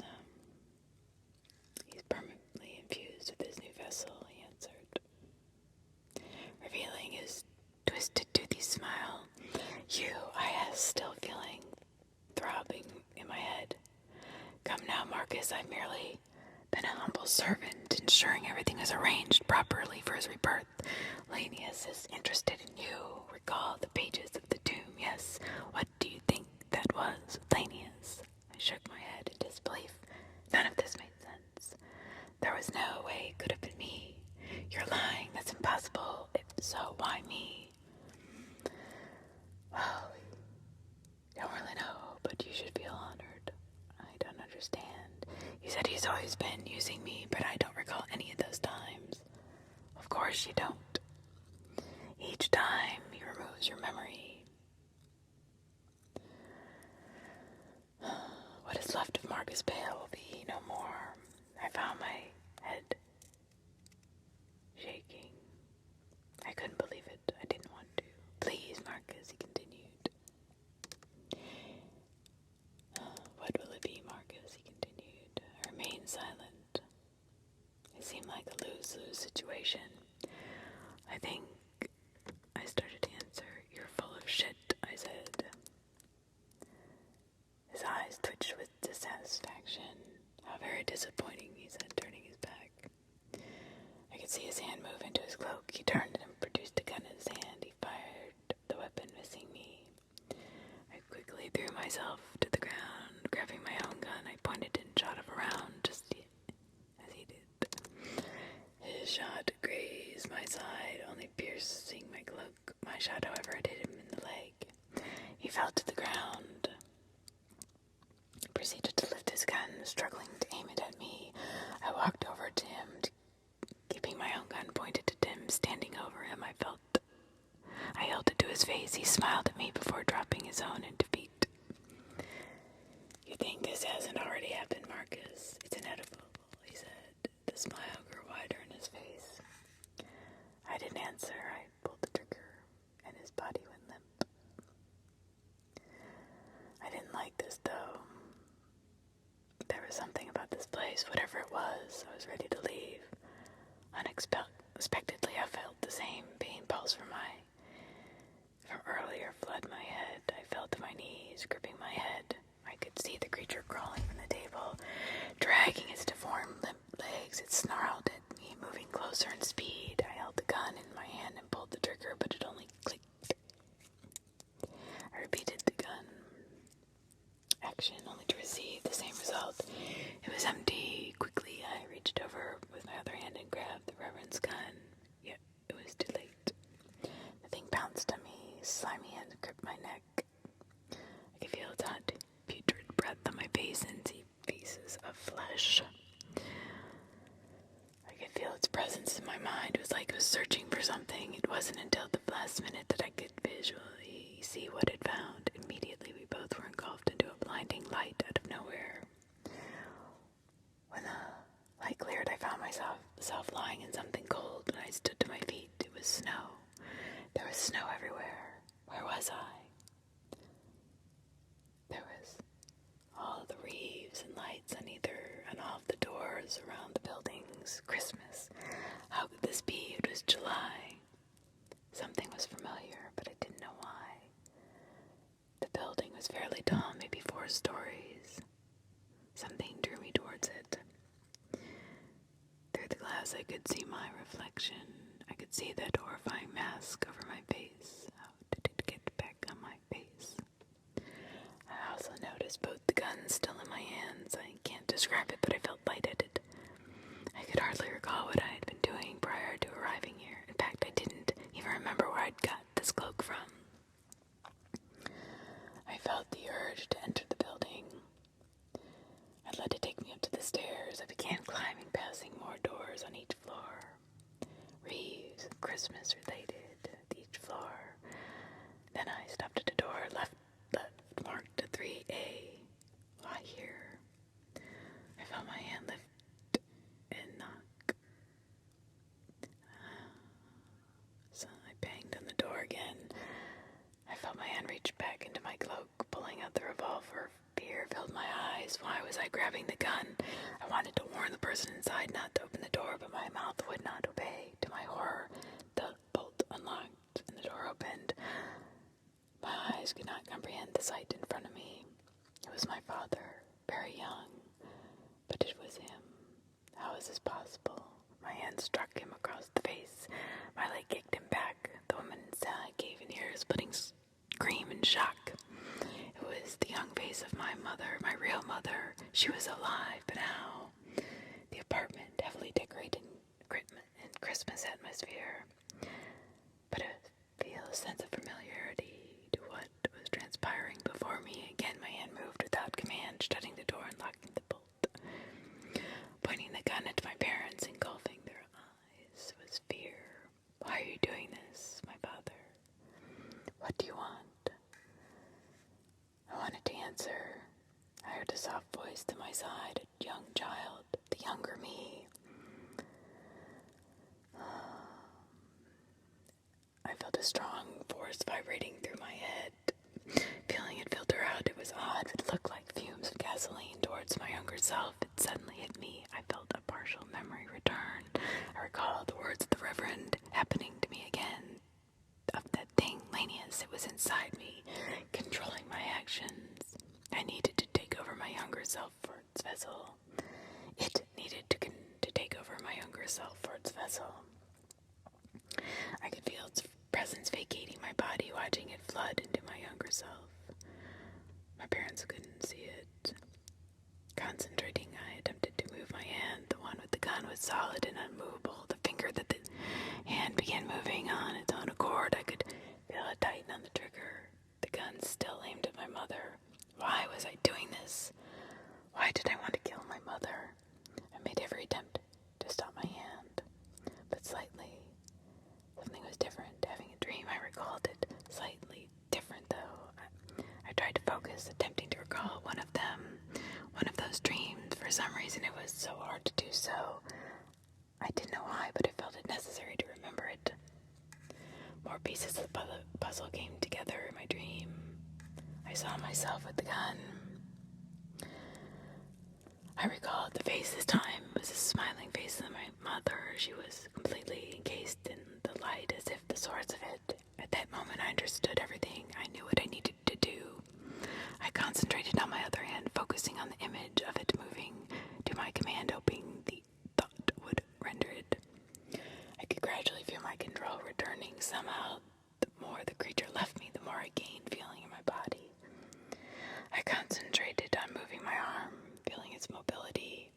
I reached down to my cloak, felt around until I recognized the object, pulled out the second gun. I aimed it at my younger self. My mother before me let out a loud shriek. When she saw this, I could feel parts of my arm wanting to drop the gun, but I fought against it, aiming at the child. The creature must have picked up on this and the images in my head, because I could see the fumes attempting to pump faster into my younger body. Finally, the last of them completely entered my younger self. My 1-year-old self stared at me innocently. The time was now. The dream brought me into all of this. The foul creature controlled me for the last time. All this time, it had been me who had been the executioner of my own mother. I was the monster, the crazy loon that had broken in all those years ago. No, he made me the crazy loon. He altered time. I was the closest person to help him realize his plan. However, the creature possibly saw an infinite possibility of time that my mother was the only threat to its plan. I laughed to myself. It was ironic that even in death she found a way to warn me, providing an escape route. Lanius, only tearing through time and space, had backfired. Attempt to fulfill its ambition. In the end, creating its own demise. I couldn't stop the human spirit. It was powerless to love. My mother's influence was like that of the Reverend had said, verbatim, inevitable. I smiled to myself, squeezing back the trigger. The bullet pierced through the child's skull. Instantly, dropping him now dead, I could feel the control of my body return. It was a heavy aura of weight lifted from me. Sighing deeply, I dropped the gun to the ground. Slowly, I removed the mask from my face, looking at my parents. They were silent, with eyes fixated on their dead child. Finally, my mother turned her gaze to me. I smiled at her, watching her eyes grow wide as seeing my face, with tears forming in my eyes. I could feel a hint